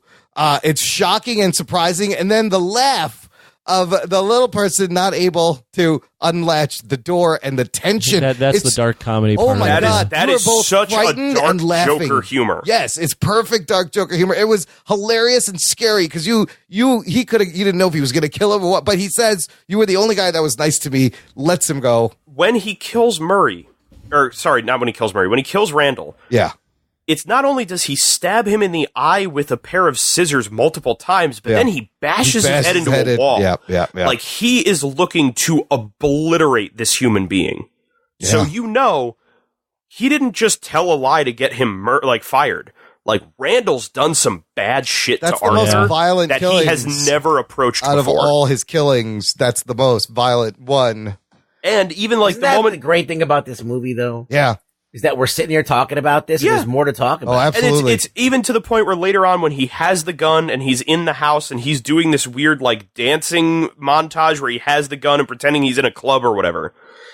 I don't know if it's just me, but I got this very weird, like, kind of like at a gay club feeling about being approached about like, oh wow, you're such a great dancer, Arthur, and like all that kind of stuff. It was kind of a Buffalo Bill vibe. It really was. Mirror. Like, oh, fuck me. Yeah, exactly. The other thing that I'm wondering about, and this is what I think plays into the unreliable narrator concept, is that we are told in this movie that for a while he thinks that he is the illegitimate love child of his own mother and Thomas Wayne. Right. And that might still be true. Yes. We're not really given solid proof as to whether it is or not. The photograph had the inscription, "Love your smile, TW," but his crazy mom could have also wrote that on the photo. Very true. They matched the writing, and it was different. And the... Oh, that's a good point. The file he gets from Arkham State Hospital talking about how he had been adopted. Yeah. What is the possible chance that not only is he adopted by his mother, but his mother adopts a child that has the same mental disabilities that she does? Oh, snap. He's not adopted. Well, I don't think it was he had the same mental disabilities. I took it as her boyfriend beat the fuck out of him so badly that his brain was damaged. But which she was would have worked with the delusional. neurological disorder that caused the laughing. Yes. But you don't get beat so bad that you have narcissistic personality disorder. Yeah. And you don't get beat so bad that you suffer from delusional episodes. That happens from an overprotective, delusional, crazy mother. Which is what she was. Well, no, I'm not a fucking doctor. I don't know how that happened. I was going to say, no, things like schizophrenia and narcissistic personality disorder, this is all genetic. These are things that will be passed down to your child. Yeah. So it questions the adoption, absolutely. So it either questions the adoption or it questions just the story in general. Because this is the story we're being presented, and it's the story we're being presented by Arthur. By him, so we don't know if any of it is real. Also, and I read this somewhere, but I agree, like this story, I think it is supposed to be a Joker story, like this is an origin, but I've read some other thoughts where this is possibly the inspiration for the real Joker. Like this is just a guy. Like I went crazy I've for heard that one as well. night. And he's still alive, though, at the end. Well, when I went by a curse is, if you really start to think about it, how old is Joaquin Phoenix? This Arthur Fleck is probably like 45 years old. No, it would. She said I wouldn't say about. I would say 30, in the movie he's supposed to be in his 30s. Because she said she worked for the Waynes 30 years ago. Okay, fine. 30s. Yeah. Let's give him 30s. Yeah. Batman is 9. Right. Yeah. So you need 21 years before Joker ends up he's the nemesis at least. No, 10 years, 11 years. He's in his 50s by the time Batman is You Batman. think Batman becomes Batman at 20 years old? Doesn't he? No. 25. Yeah, 25. 25. He doesn't, because 25 to be year one. The grizzled veteran Batman that battles.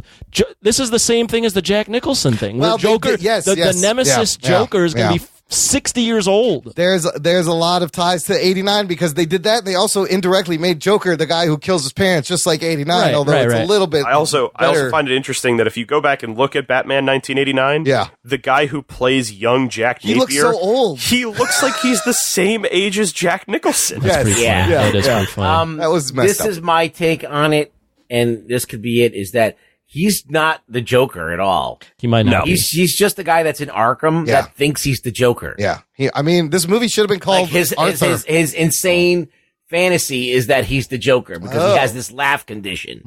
And so maybe the Joker exists. Maybe he's in Arkham with him. But he builds this fantasy. Holy shit.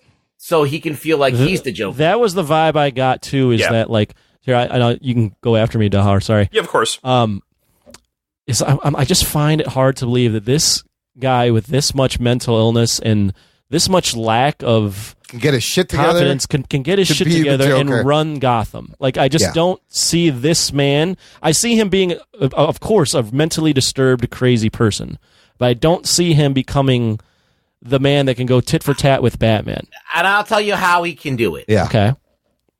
He's got a whole movement behind him. Yeah.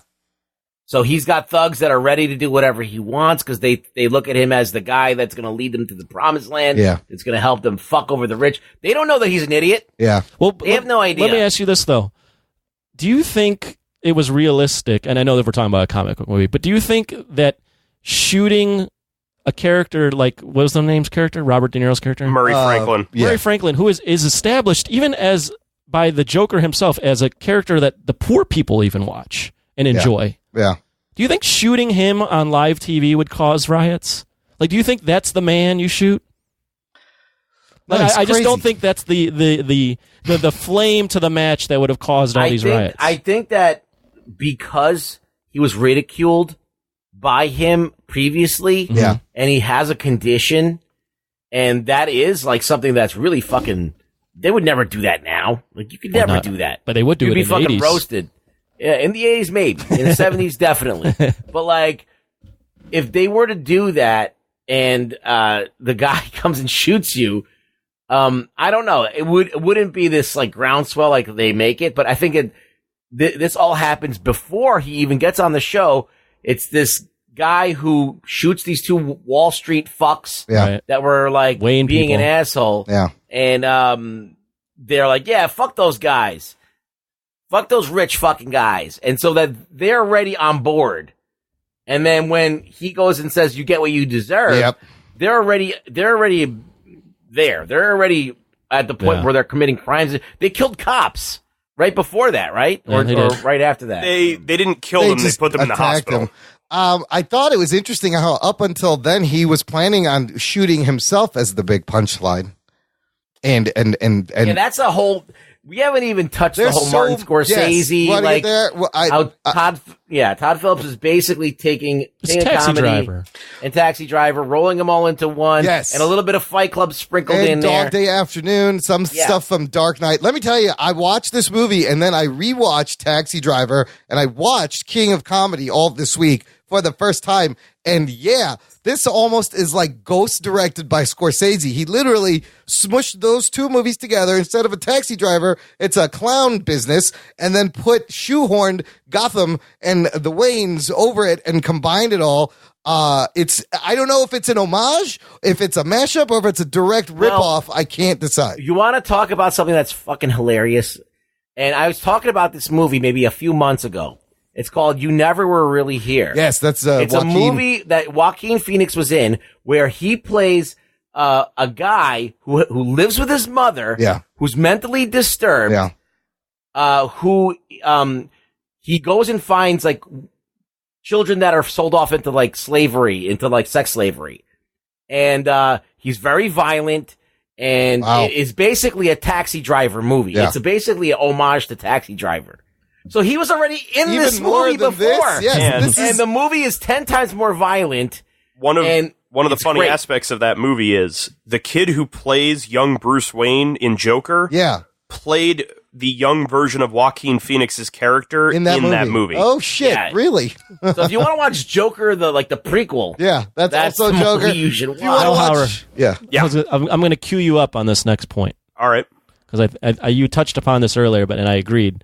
So I think what makes this movie, what the magic behind this movie is obviously all the combination of past movies that it kind of rolls up into one. Yeah. It being a comic book movie, it being the Joker, but then also the performance of Joaquin Phoenix. So I was thinking about this movie, I was like, this plot, there's not really much of a plot. It's more just a character, you fall with, you follow this character and you're immersed in this guy, Arthur Fleck, and his downfall into becoming, just losing all control. But then I like to think about like, okay, now what is the message in this movie? Mm-hmm. And the message I have in this movie is I don't know what the message is. Is there even a message? Right. What, like, is it rise up against like the elite?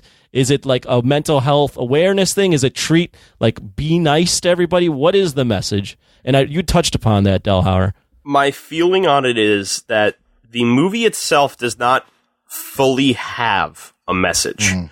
The movie wants to have a message, but it doesn't fully recognize or realize what that message is throughout the whole thing, because this movie is literally a mashup of movies it has seen before that all had similar messages. I slightly disagree. Okay. I think it's by design.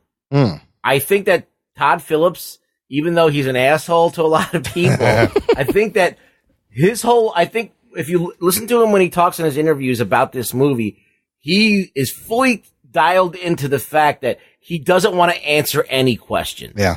He wants to present the idea for, is this the real Joker? What does he stand for? And he doesn't want to answer any of those things. Ambiguity. So I think it was by design that there was like kind of like dangling a little carrot of what the message could be, but it's not like set in stone, so you can really grab onto it. And I think that some people need that, and I think that some people without it like feel like there's no rudder. So but I think it's by design. I'm pretty sure. I wouldn't be surprised either. But I also recognize that there is a point where he has been asked a few times about whether or not, like, you know, is the movie built to be a story that is real? Is it that it's all made up in Arthur's head, and so on and so forth? And his response was, well, maybe somewhere down the line we'll tell you what we thought. I think he recently said something like that alluded to him being like crazy, and you can't trust anything that he. Well, yeah, and what he had said was, his quote was the moment at the end when he's with the doctor in the hospital. In the hospital, yeah. And he laughs, and she says, "What's so funny?" And he says, "Oh, I was thinking of a joke, but you won't get it." His quote was, "That is the only legitimate laugh that the character has in the whole movie." Well, let me jump in there, though. I think I agree with both the points. I think it could be by design. I think the movie's a little confused, though, in that. Yeah. So there isn't the message. Obviously, we've agreed on that. They were going for it. Maybe they didn't achieve. It wants to have a message. The thing is that it doesn't.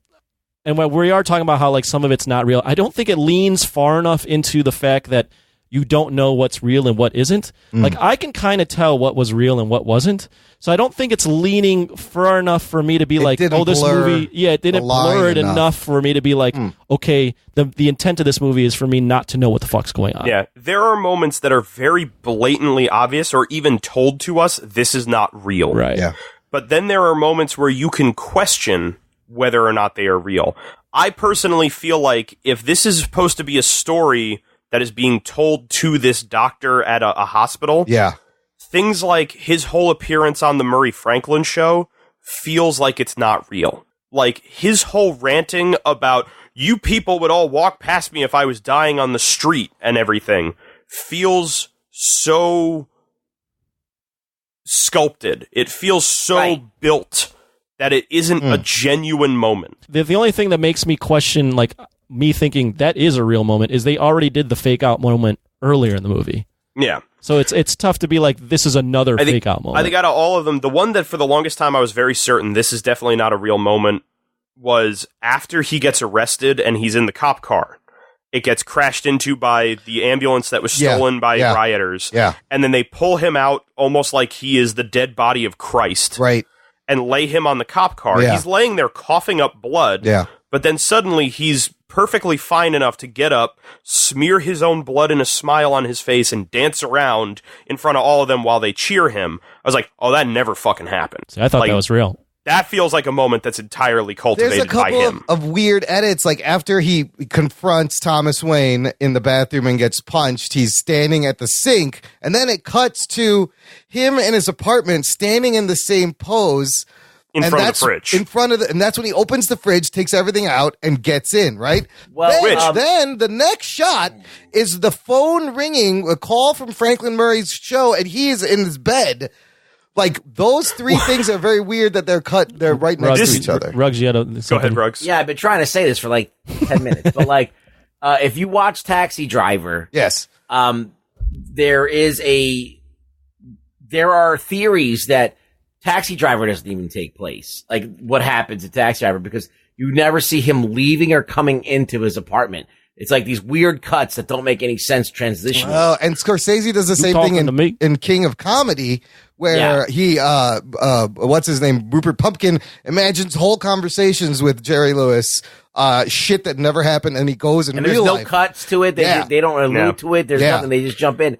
So there could be those transitions that you're talking about where they're not obvious. I think that there's some that are very obvious. You can see it coming a mile away. And then there's other ones where maybe they're like the Taxi Driver. Like early on, there's that cut where she's asking him about how it was in the hospital, and it cuts to him slamming his head against the window. Is it possible that is real time, like what's going on, and in his head is the movie? That moment was what initially led to me believing in this theory that none of this happened. Because it starts off where he's talking about like, oh, I liked it better in the hospital. Right. And she's like, well, why? And it's just him bashing his head against a window. Yeah. And then we were never given any concept as to when he was in a hospital or how why long. or when he got out. Yep. And there's a moment later on when he's at Arkham State Hospital, he asks the clerk, what does somebody got to do to get into a place like this? And if he'd already been in a hospital like this, he knows. I love that little exchange when he goes, I did something bad and I thought it would bother me, but it doesn't. The guy's like, I'm just a clerk, bro.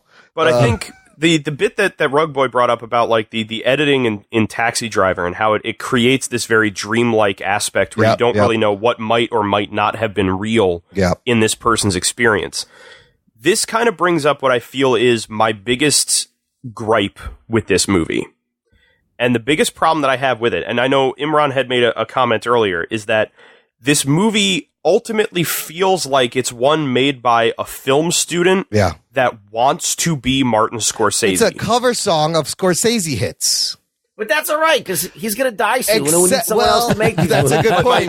My feeling is ultimately it's this feeling of like so many people have been saying like, oh, it feels like a Scorsese film. No, it feels like someone who wants to make a Scorsese film. It was surprisingly derivative of those two movies. It's very heavy. Smushed That's the thing I together. could smack it on because wait, go ahead. Let Rug Boy talk. Yeah.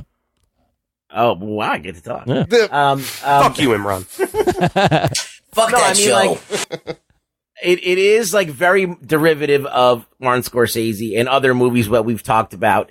And so I feel like it takes a little bit of a hit. Quentin Tarantino does it better. Yeah. Like where he takes influences, but he makes it his own. That's an homage and not a straight ripoff. Yeah, and remember when Psycho came out with like Vincent Vaughn or whatever? Shot for shot remake. Oh, yeah. I'm like, and it's not the same thing as that. That's really like limp dick. Yeah. But What's like, the point of that? Yeah, there's no point in that. I'll explain in a moment, but it's a bad reason. Basically, the whole reason for the movie is that why is he called Norman Bates? Yeah. Well, you'll see. Yeah. Because he's masturbating. Go away, Peyton. So, yeah, that's what he's doing. So, I mean, that does knock the originality portion or the the amount of directorship that Todd Phillips has. Yeah. So, that knocks it down a little bit in my view. Yeah. My problem is, look, Taxi Driver, King of Comedy, both arguably better movies than this. And the thing that they have that this movie is missing, and it's only because it's about the Joker, is that those two movies have a sense of a humanity redemption at the end. In this movie, because it's about Joker, there's no humanity. You can't have humanity, and it kind of leaves it lacking. Like there's something missing. And you don't know if you're supposed to be repulsed by this guy or are enthralled and fascinated by this guy. I want to kind of pivot a little bit because I know we've been talking about like a lot of the bigger themes and the homages, but I think we'd be remiss if we did this review and not give credit where it's due in Joaquin Phoenix. What do you think of the dancing, Anthony? Like, I'm talking about Joaquin fucking Phoenix. I know. What do you think of his dancing? Not just the dancing. I'm talking about the whole goddamn performance. Yes. The dancing in and of itself, you're just fucking creeped out by because the man's in his white fucking underwear, which we haven't seen anyone wear white. I mean, probably people's dads still wear white underwear. But about that, 54 pounds. He looks so inhuman. I mean, in this. The thing about Joaquin Phoenix is like I've seen him in a bunch of roles, and every time I see him in a role. Like someone brought up at my job, they're like, "Is he anything like how he is in Gladiator?" I'm like, "No, he's not. Not at all. He is a completely different person." I think the way he's just able to meld into different fucking characters every movie, and in this one, this character who I totally believe right from the outset, right from the opening scene when he's fucking talking to that social working therapist. Yeah. Right away you're immersed, and I just got to give credit to the fact that. Although the movie in and of itself is derivative of a lot of things and doesn't have the message that a lot of other movies intend to have when they're making films, it's a movie built on Joaquin Phoenix. He's in every he is shot. The entire movie. Yeah, and you can't take your eyes off him. Yeah. When you guys talk about like, and then we've all thrown like Robert Downey Jr. as the great actor in the movie, but there's so many other things that are propping him up. There's so many things that like are entertaining in and of themselves to carry a movie. This movie is all about how he's doing this thing, like making Arthur Fleck, like we know we all leave the movie knowing what the fuck Arthur Fleck is. Like, it's more about Arthur than Joker. We're going to be saying Arthur Fleck like we say Tyler Durden. Yep. You know, we're going to be, that character is like, even though we didn't know who the fuck Arthur Fleck was before this movie, we know who he is now. We knew who the Joker was. We didn't know Arthur. Yeah. I had sent a thing over to Imran yesterday. There was a website that they had a bunch of the people on their site essentially answer like a questionnaire about the movie and their opinions on things. I got the link in the show notes here. And one of the questions in it was, what character do you feel was or was not, or what character that you didn't see a lot did you want to see more of in the movie? And my feeling was no one. Yeah. Because in a movie called Joker, I'm not looking to see more of anybody other than this main character. Yeah. And they recognize that in how they made the movie. It is based on this one person. Mm-hmm. The guy who is playing him needs to be on fucking point to make that worthwhile. Yeah. And Joaquin Phoenix was. Like, I know that there's a lot of times where you will definitely see critics who will argue between the difference between a lot of great acting and just a lot of acting. Right. That's what they're saying, is there's a lot of acting here, but a lot of it is also great acting. What about the accusation of melodramatic acting? Well, okay, so let me ask you guys this. This is something I did feel a tinge of. Now, when making art, when you're trying to be thoughtful and have good art, it's a fine line between it being meaningful and it being pretentious. And I felt at times Joaquin was riding that line, and at times it slightly dipped into pretension. Like what? List an example, though. What scene are you saying? Some of the dancing, to me, seemed a little bit pretentious at times. I would say if there was any moment with the dancing that I would have put into potentially being pretentious, it's the moment after he kills the guys on the subway when he runs to the public bathroom and then starts dancing around in it. Yeah. Yeah, he's supposed to be throwing up in that. I get trying it. to hide the gun. I get it. It's whatever. I'm not going to fault it too much. Have you guys seen the clip that was going around? I know it was first shown, I think, on Kimmel. Oh, the Jimmy Kimmel backstage where he's Joaquin Phoenix starts like cussing out one of the crew members because he's in the middle of trying to get into the moment. Yeah, he kind of does like a Christian Bale Terminator deal, and turned out that all of that was fucking fake. Yeah, no, and that's the thing. It was a prank on Todd Phillips. While I was watching it, I was like, this is not real. Oh, yeah. Because this is a man who literally did a year-long performance art piece where he made a documentary about how crazy he was. And I watched that. Because he thought it was funny. Yeah. So to have him then turn around and be like, cussing a dude out like, fuck you, man, I'm trying to find a moment right now. Yeah, like, that's not Joaquin Phoenix. He's just fucking with he's a method actor, but he's also... He's a douche for fun. The only drawback I saw to actually Joaquin Phoenix, I didn't see the pretentiousness, by the way, but the only drawback I saw is, and I mentioned this on the outset, of the Joker being a blessing and a curse. And I saw this listed in Jock and Nerd Nation, or posted from Humphrey Ching, so I'll give him credit. The performance was so good, but for a movie called Joker, it was more a movie Arthur Fleck. Yeah, could we have used more Joker? I would have liked to have seen Joaquin Phoenix as the Joker. You only see Joker at the very end on the talk show, on the TV. It's very hard to bridge the gap between what happens at the end of this movie to the nemesis of Batman. Well, when do you think he turned? Is there a moment that he turns into Joker? It's debatable if he even becomes the Joker. Okay. But I just would have liked to have seen his interpretation of the Joker. I would say the problem is that we have seen a lot of origin movies that play this concept as well, where 3/4 of the movie is a person becoming the character we know. Yep. And then not even all of the third act is when they're finally that character you came to see. My name is Carol. Carol. And it's this idea of like, yeah, exactly. We had a movie called Captain Marvel, where for 3/4 of the movie she was Vers. Yeah, that's right.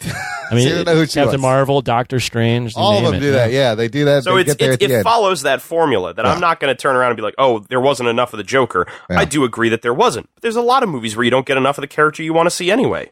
Yeah, like Man of Steel, he wasn't Superman for most of that movie. Yeah. These are all true. Well, it wasn't necessarily a criticism. It was more like he was so awesome as Arthur Fleck that I'm like, damn. And I wish would have seen him as the Joker. Yeah, and it's because him as the Joker is very different to everything that we've seen already. Right. This is the moment where suddenly he has a confidence. He is dancing in the face of cops that are getting beaten by a crowd because he got away from them. I love that. I do love that little move he does once the little if you're happy and you know it, stomps your feet dance. Yes. Oh, that gun scene also was when he drops the gun and then he just picks it up and stands there. Fucking hilarious. That is probably my favorite moment in the whole at the hospital? Yes, with the kids. Yeah, that is one of the best moments. What's the, there was a theory that the sign never got stolen. Oh, really? That was made up? I don't believe that. I don't believe that for a second. But multiple people have tried to watch the movie and see if they could. That sign is in the apartment. See, the theories around the movie. This is almost getting like Inception level, where it's like you try to get too in your own fucking head about everything that happened in the movie. I remember thinking to myself that the one thing that took me out of the opening scene was when he gets hit with the sign and all the kids start beating up on him. One kid is literally yelling, "Beat him up! Beat him up!" And I'm like, who the fuck talks like that? Baby shit. Yeah, like 10-year-olds. Yeah. No, this is one of the strengths of this movie is that it leaves you with these questions and you want to have these conversations and you're not sure. Like, I think it succeeds. Well, you want to know what I like the best about this movie? And this is one of the things that's hard because some people like Martin Scorcese hate Marvel movies or superhero movies or corporate movies. And I think you could take somebody who doesn't like comic book movies and show them this movie and they will be able to at least be riveted for a while. Absolutely. Or maybe even be disterbed by it. Yeah. No, it's disturbing. It's something that you could, anybody who watches movies, like even cinema, can watch this movie and at least be like, well, at least the performance was cinematic level. And I mean, to Warner Brothers' credit, this is something that Marvel and Disney could never do. So they're absolutely. I mean, just anecdotally, at my office, when Spider-Man: Far From Home came out, no one talked about it. No, yeah. This movie, everyone's like, literally that Friday or that Monday after the movie came out. Not everybody, but a lot of people were like, "How was the Joker? Did you see the Joker? Yeah. Oh no, I'm going to see it with my wife on Tuesday." Oh, blah, blah, blah. Don't say anything. What'd you think? Is it really as like scary as they talk about? And like there was actually like water cooler conversation. I mean, that's another great thing is the Todd Phillips took an art house character study and Trojan horsed it inside a comic book movie, which at times does feel a little shoehorn. I don't know if it was completely necessary. Is that what we want ultimately to happen to a comic book movies? No. But it is different. It's refreshing to see. Like, I think that there's characters that are ripe for this, like Frank Castle. Yeah. Like, there's he's been explored on TV, in that way, but there's so many characters that you can do this, and then there's characters you can't. Well, now, do you think Warner Brothers is going to go crazy and they're going to say, let's make an R-rated Lex Luthor movie. Let's make an R-rated Sinestro movie. Let's make every villain now. Well, it's not off the table now. Now it's worth discussing. This was one of the big things that I thought about was like, what does this movie itself mean for comic book films in general? Moving forward, well, it's going to keep making money. It's going to be number one again. It will definitely make money. It will definitely be talked about. It's beating Gemini Man this week, what they say. I don't know if this movie will be the thing that really turns the tide for anything with comic book movies yet. I kind of agree. Because the way I look at it is this. It's not the first dark comic book movie. It's not the first R-rated It's definitely comic book more movie. disturbing than we've seen before. Yeah. It's not the first R-rated comic book movie. It's not the first super violent comic book movie. Yeah, it's a lot of the stuff that this movie is stuff that we have witnessed and seen before. Yeah. And it's not so different that we are suddenly going like, this is beyond the pale, that we're going to suddenly want to see other movies doing this. And I think the problem is other movies trying to copy this will be even more derivative than how we felt this movie was at times. Because this is if Martin Scorsese made a comic book movie. That's what this movie is. It's I would point to I think this will still be the outlier for the foreseeable future.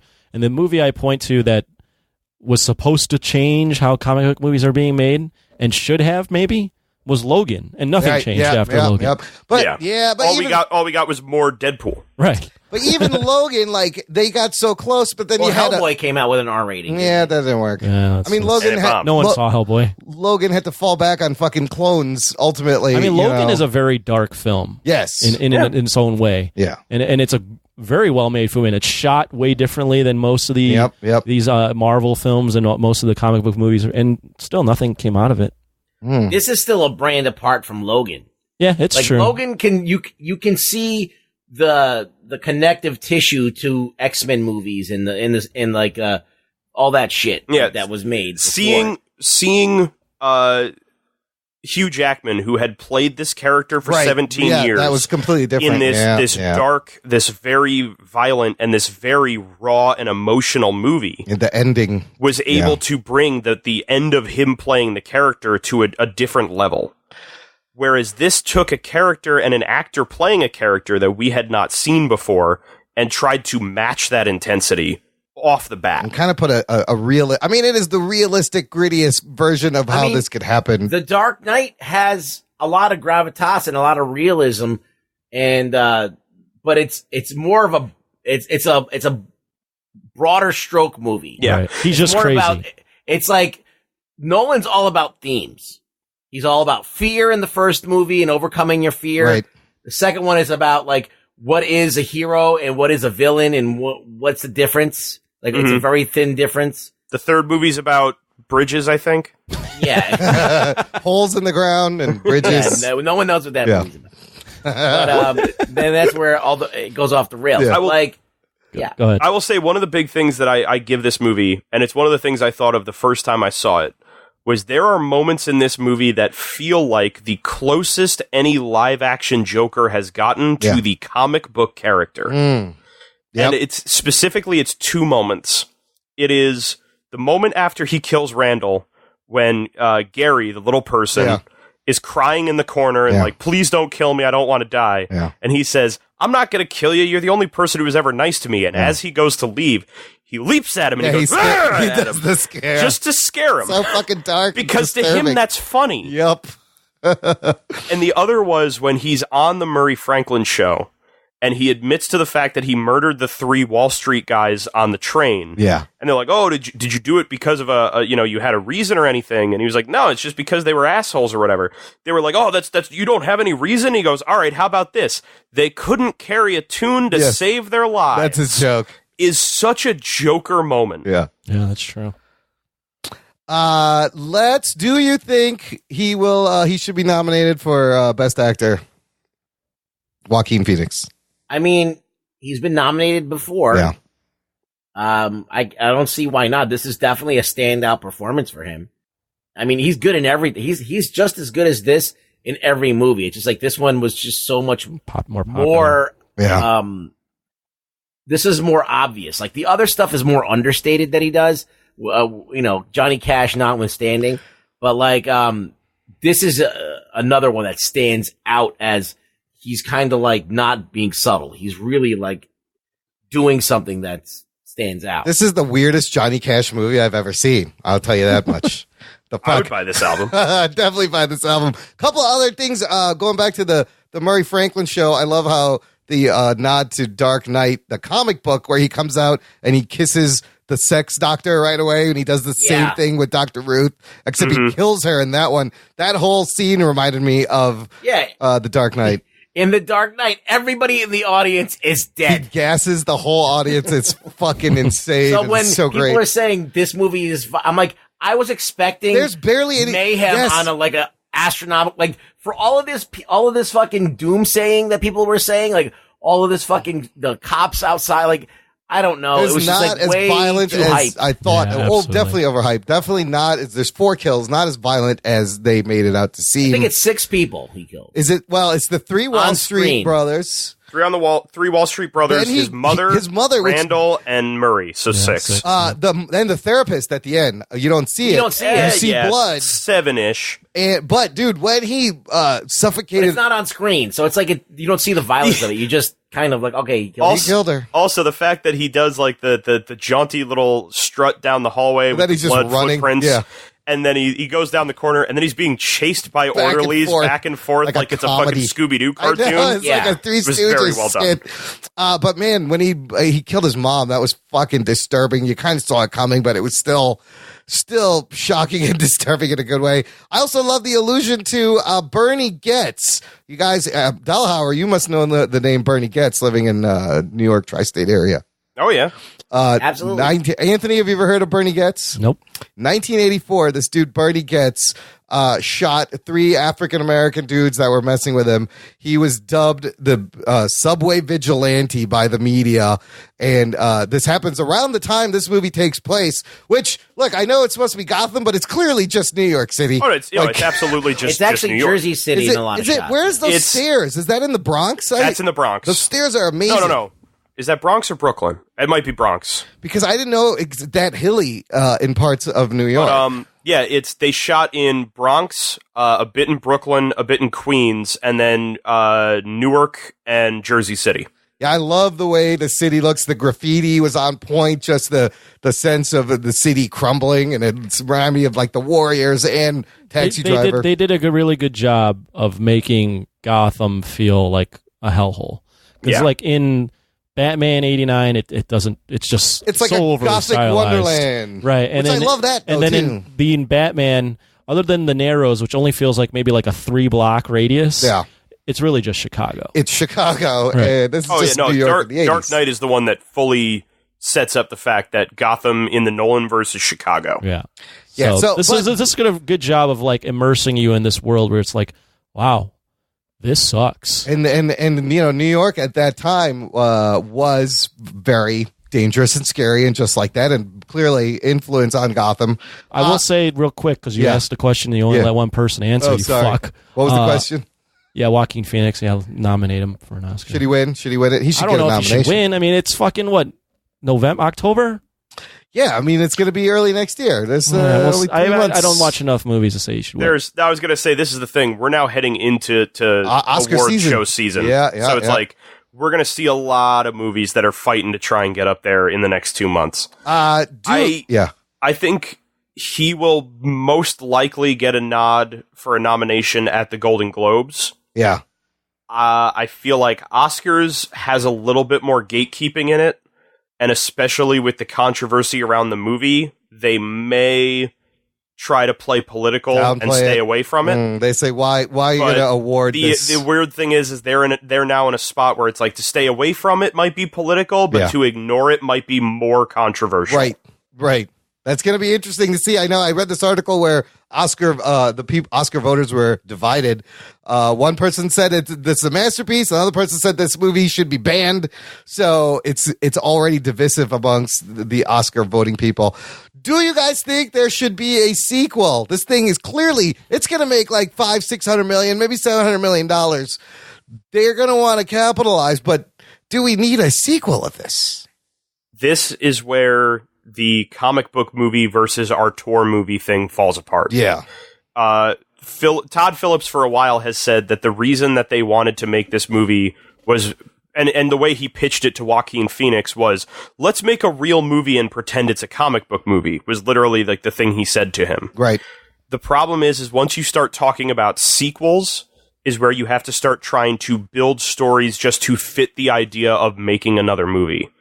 And I don't think Todd Phillips will willingly do that, because after this, think of it this way. What would you do with a Taxi Driver 2? You can't. You can't make Taxi Driver 2. I am honestly surprised that they left him alive at the end of this movie. I think my favorite way that I put it is look at First Blood, the first ever Rambo movie. Right.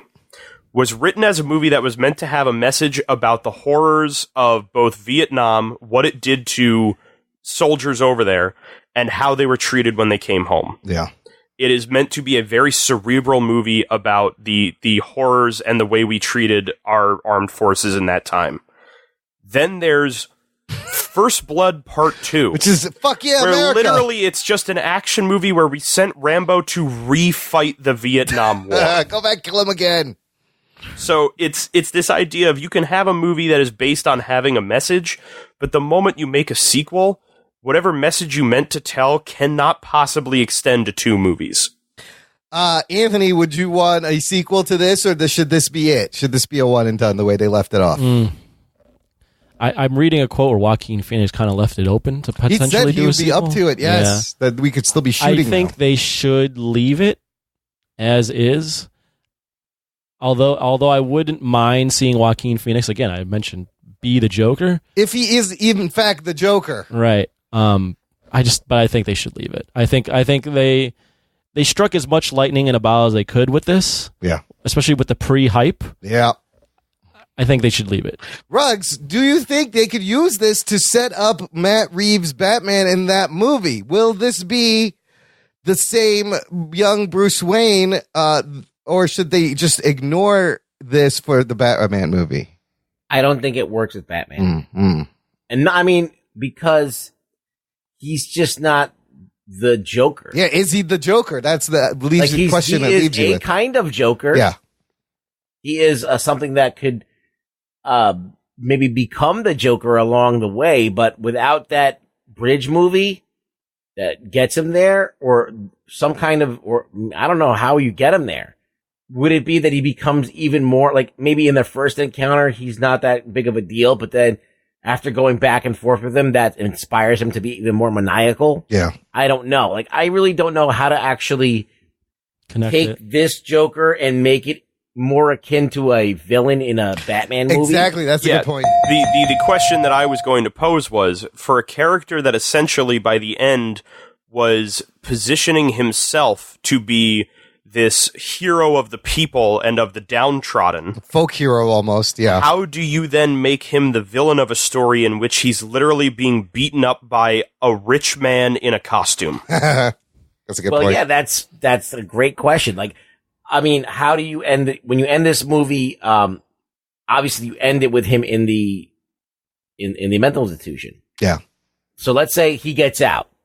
For whatever reason, somebody, all of those dudes that worship him bust him out. And then let's try and extrapolate the story. So they bust him out, and then they're like, yes, tell us what to do next. And he's just like, all right, let's fuck shit up. And so now we have to wait for Bruce Wayne to age, to become Batman. While he's causing all sorts of... Or do they all just go away? Or they don't break him out until like 20 years later. And now it's like, okay, what do we do now? He's like, I don't know. I've been in a fucking asylum for 20 years. I don't know what the world's like. I would also add on another point of how this is hard to connect the dots to the eventual Batman arch nemesis, is if what we know of as Batman as being the master detective, the smartest guy in the room, that means the Joker has to be equally as cunning, as smart, as devious.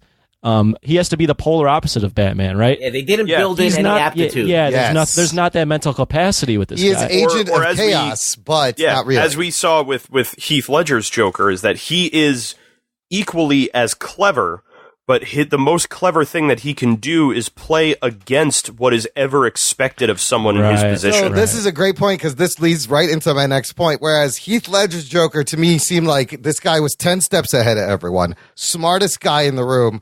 Arthur Fleck just seems more impulsive and doesn't really think things through, and is just kind of going by the seat of his pants. A lot of his unpredictability is the fact that he has an uncontrollable laugh. So he's laughing at things that aren't funny. So to me, that's unpredictable because he has this condition. So I don't expect him to be reacting like this to what I'm doing. But that's not being smarter than me. Didn't it seem like he stopped laughing once he became the Joker? Like the condition kind of went away. He went off his medication. It might be just one of those things where, like, as you gain confidence, you get over your like nervous tics. Yeah, it goes away.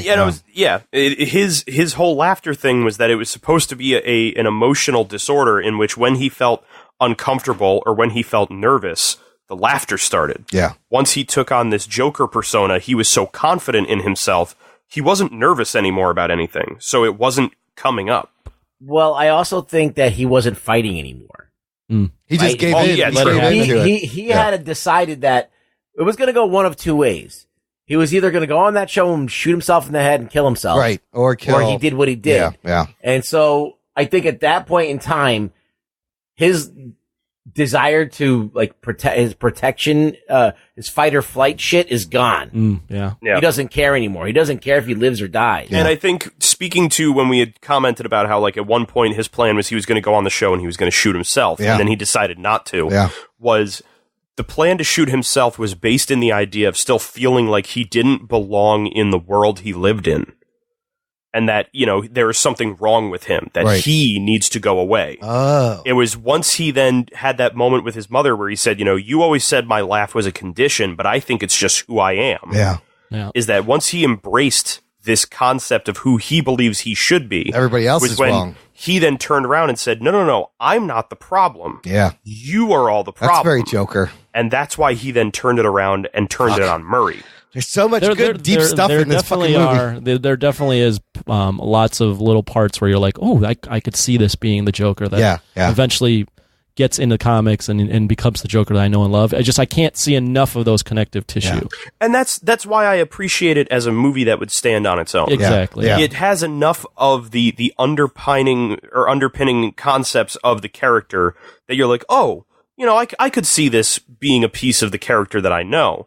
But to then try and make what they've created fit into an already pre-existing mold, that's gonna doesn't work. Yeah. If you try to fill those patches, then I think that movie that tries to fill those patches is going to fall apart.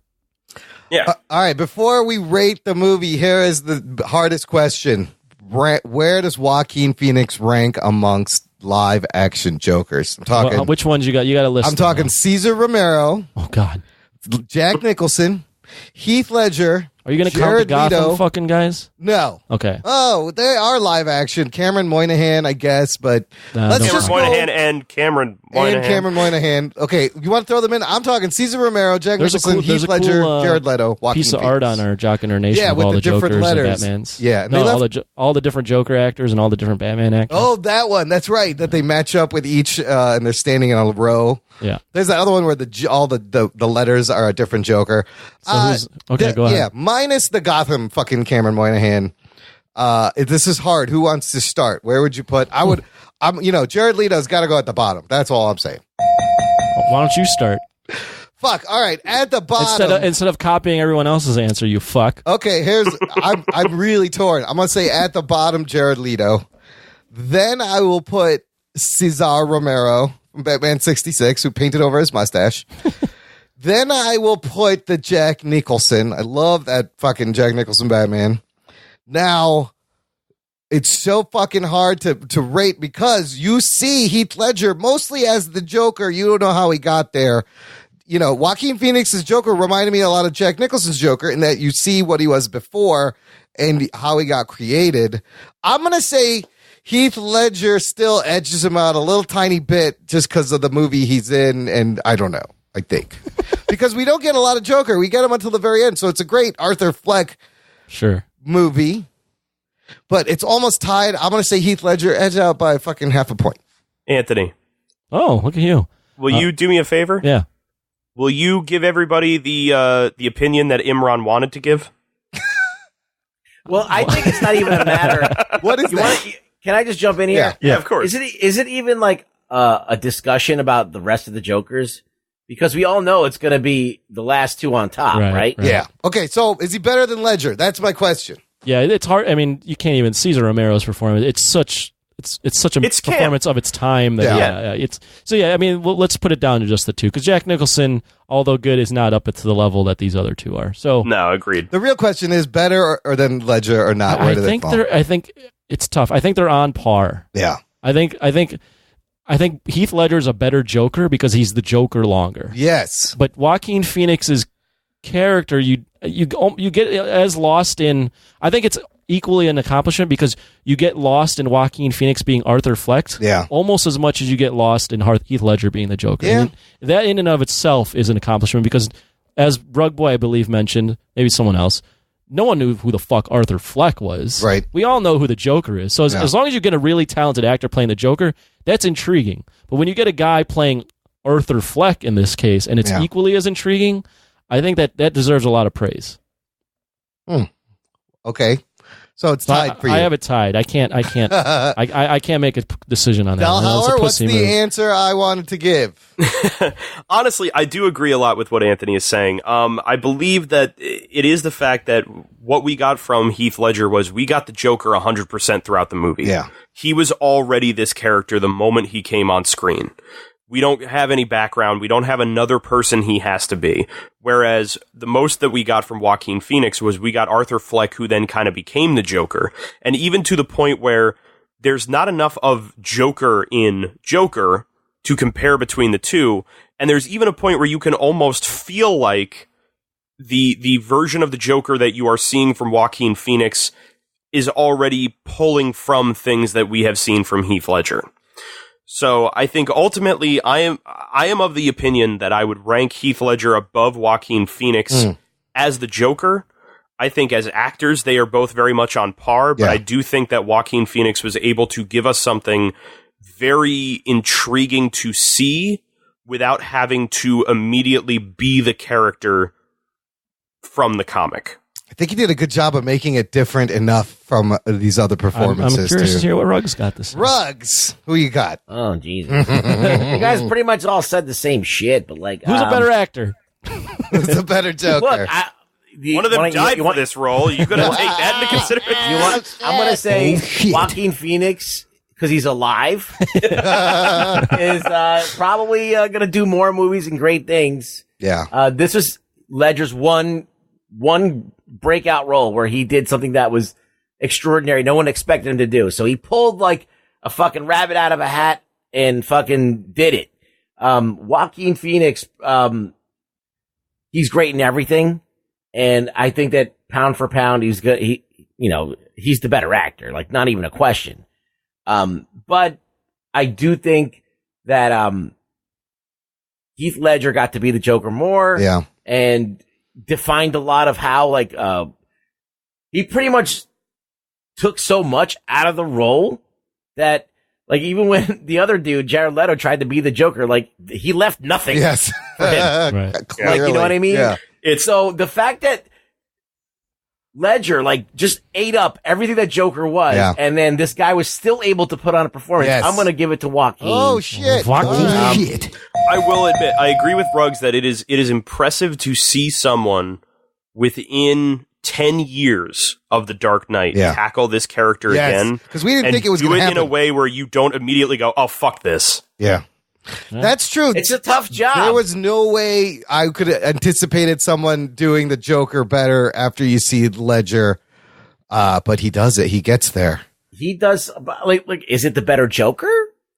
I don't know. It's a better performance of Arthur Fleck, and he's got more movies. I will say it is a more solid character study, which makes it a much deeper and more intimate time that you spend with this character and this actor. Yeah. I mean, we're splitting hairs here. No, I know, absolutely. And that's the thing is, I'm not trying to downplay either role or either actor. It is one of those things where literally, if I had to say who is a better Joker, I go, it's going to be Heath Ledger because he was the Joker the whole time. Right. All right. But it's not to say it's that hard to Joaquin compare Phoenix is a bad Joker. It is hard to compare it, but that's the debate you're going to have. Gotta have the debate. That's an inevitable debate when you play a role like that. We can say they're both great. Yeah. I think if Heath gets the Oscar, I think Joaquin should also get the Oscar. Did Heath get the Oscar? He won did. for supporting He got a posthumous Oscar for playing Joker. Mm-hmm. And I the problem I look at is this, and I say I loved him in the movie. I loved him as Joker. I appreciate the fact that they gave him the Oscar after he passed away, but I also feel like because of the fact that he died, one of the things that a lot of people didn't pay attention to was the fact that Aaron Eckhart acted his fucking balls off in that movie. It's Harvey Dent. Yeah, that's a good point. Yeah. That just got overshadowed. And Heath probably he's a good actor too. Heath probably should have got an Oscar before for an earlier role. The Oscars are always late to give fucking people Oscars. What did he do? Yeah, what did you give him an Oscar for? Brokeback. I would say. Yeah, that's the only other movie where he really did something. Yeah. And he would have done a lot more. I mean, he was in a lot of commercials. Super talented. Well, and I mean, I'm still one who is a huge fan of A Knight's Tale. Oh, yeah. I wouldn't say for an Oscar, too, but just in general, I'm still a huge fan of that movie. It's an enjoyable flick. Yeah, I wouldn't nominate him for 10 Things I Hate About You. That's just so that's the thing. He's trying to pivot away from these teen rom-coms, and he was going there, and then it didn't work out. Thank God. All right, Anthony. And then he did drugs. They did drugs in that. Anthony, out of 10, what would you give Joker? I'm going to go a solid 7.5. Okay. Delhauer? I was actually going to say 7, so pretty close. Ruggs? I was going to say 8 this whole time, so I'm going to stick to that. Stick with it. Yeah.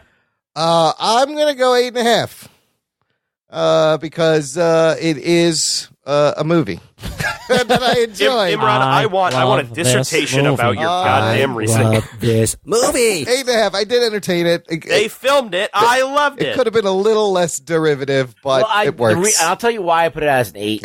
Yeah. It's that you could take a person who doesn't like comic book movies and sit them down and they can watch this movie and like be into it. Yeah. For the genre of comic book movies, it definitely, I think it gives you something different. But if you watch Scorcese movies, it doesn't give you something different. No, but I mean, not a lot of people have now. Listen, I would tell the listener, watch Taxi Driver, watch King of Comedy. You will see 2 better movies that were used to make this movie. That's all. You'll meet the movie's parents. Yeah. And that is a tough sell for an 8.5 for you to now go and criticize it. But I mean, I know. What are you talking about? I give it a 9 out of 10, but I'll tell you now, it was terrible. I'm giving it 8.5 for comic book movies. That's why. There you go. Yeah. I don't think it's I mean, whatever. All right, whatever. You can. You go with what you're going. As much as they were like, "Oh, we don't want it to be a comic book movie. We're not pulling any stories from anything."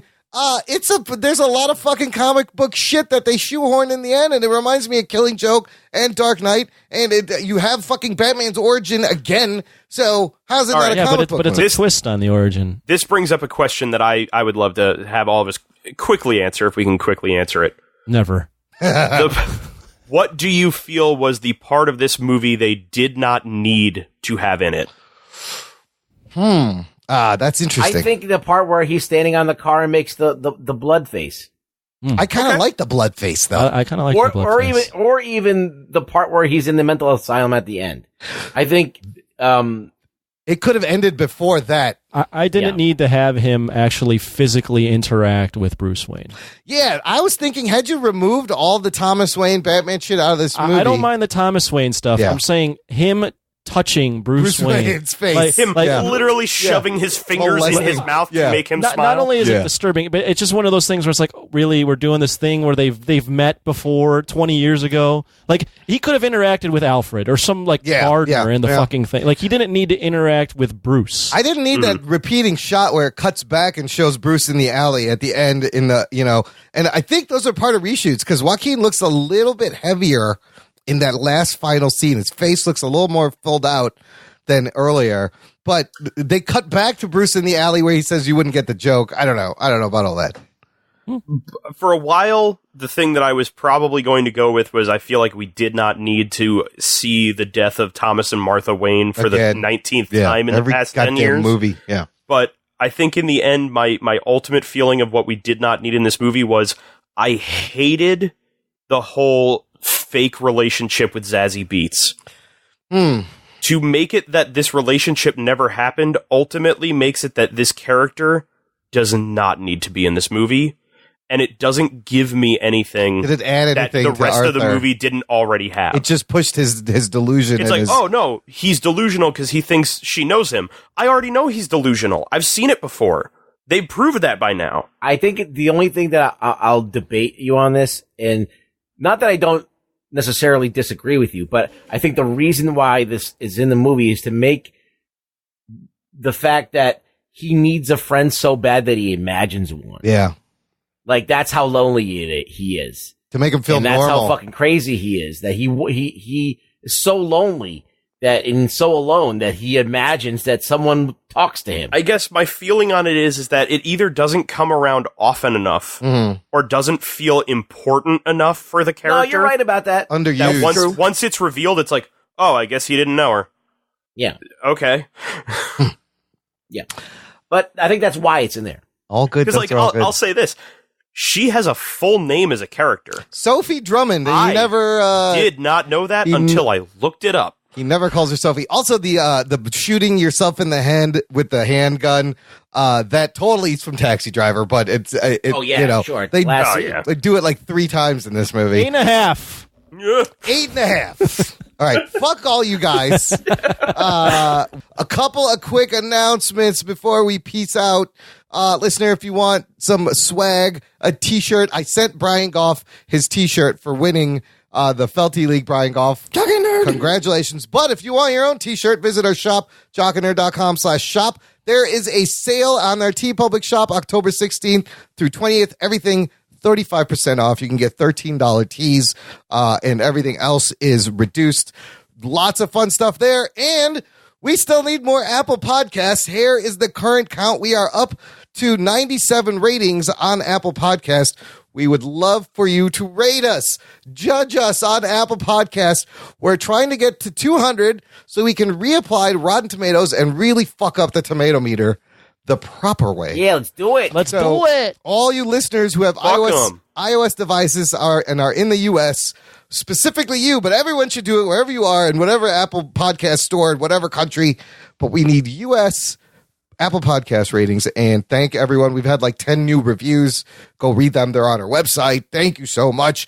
Delhauer, thanks for being here. Always love to get your perspective, especially on something that you love, whether it's The Punisher, The Joker, bad comic book movies. Tell the listener. Yeah, I love those. Yes, That's what I know it is. you love those. Tell the listener what you're up to and where they can find your stuff. Well, at the moment, the Ginger Geek blog's website is actually down. I am going through revamping some stuff now that I am pushing to do more with voiceover and voice acting. Nice. So there should be a new website soon. Once I can get that put together, that they can find some stuff at. But they could still find me on Twitter, either at mdelhauervo or at the GNGR Geek Pod. As well as Instagram, again, mdelhauervo or Ginger Geek Pod. I'm finally back on Facebook, so I might show up in the Jock and Nerd Nation I've seen you there every now and page then. every so often. Yeah. Just getting yelled at for things I didn't say. I never said that. Are you still doing the Ginger Geek podcast episodes? I am, but it's still a thing that's coming every so often. There should be one within the next month or so. Cool. Most likely, I was debating on a few things I wanted to do. I'm not gonna announce it here just in case I decide to change my mind because I'm always an indecisive bitch. Yes, never announce anything ahead of time. But yes, there will still be more podcast episodes coming along. Cool. Ruggs, where can the listener find you? You can find me on Twitter at Really Rug Boy. I wanted to say it for him. Floppy Jock.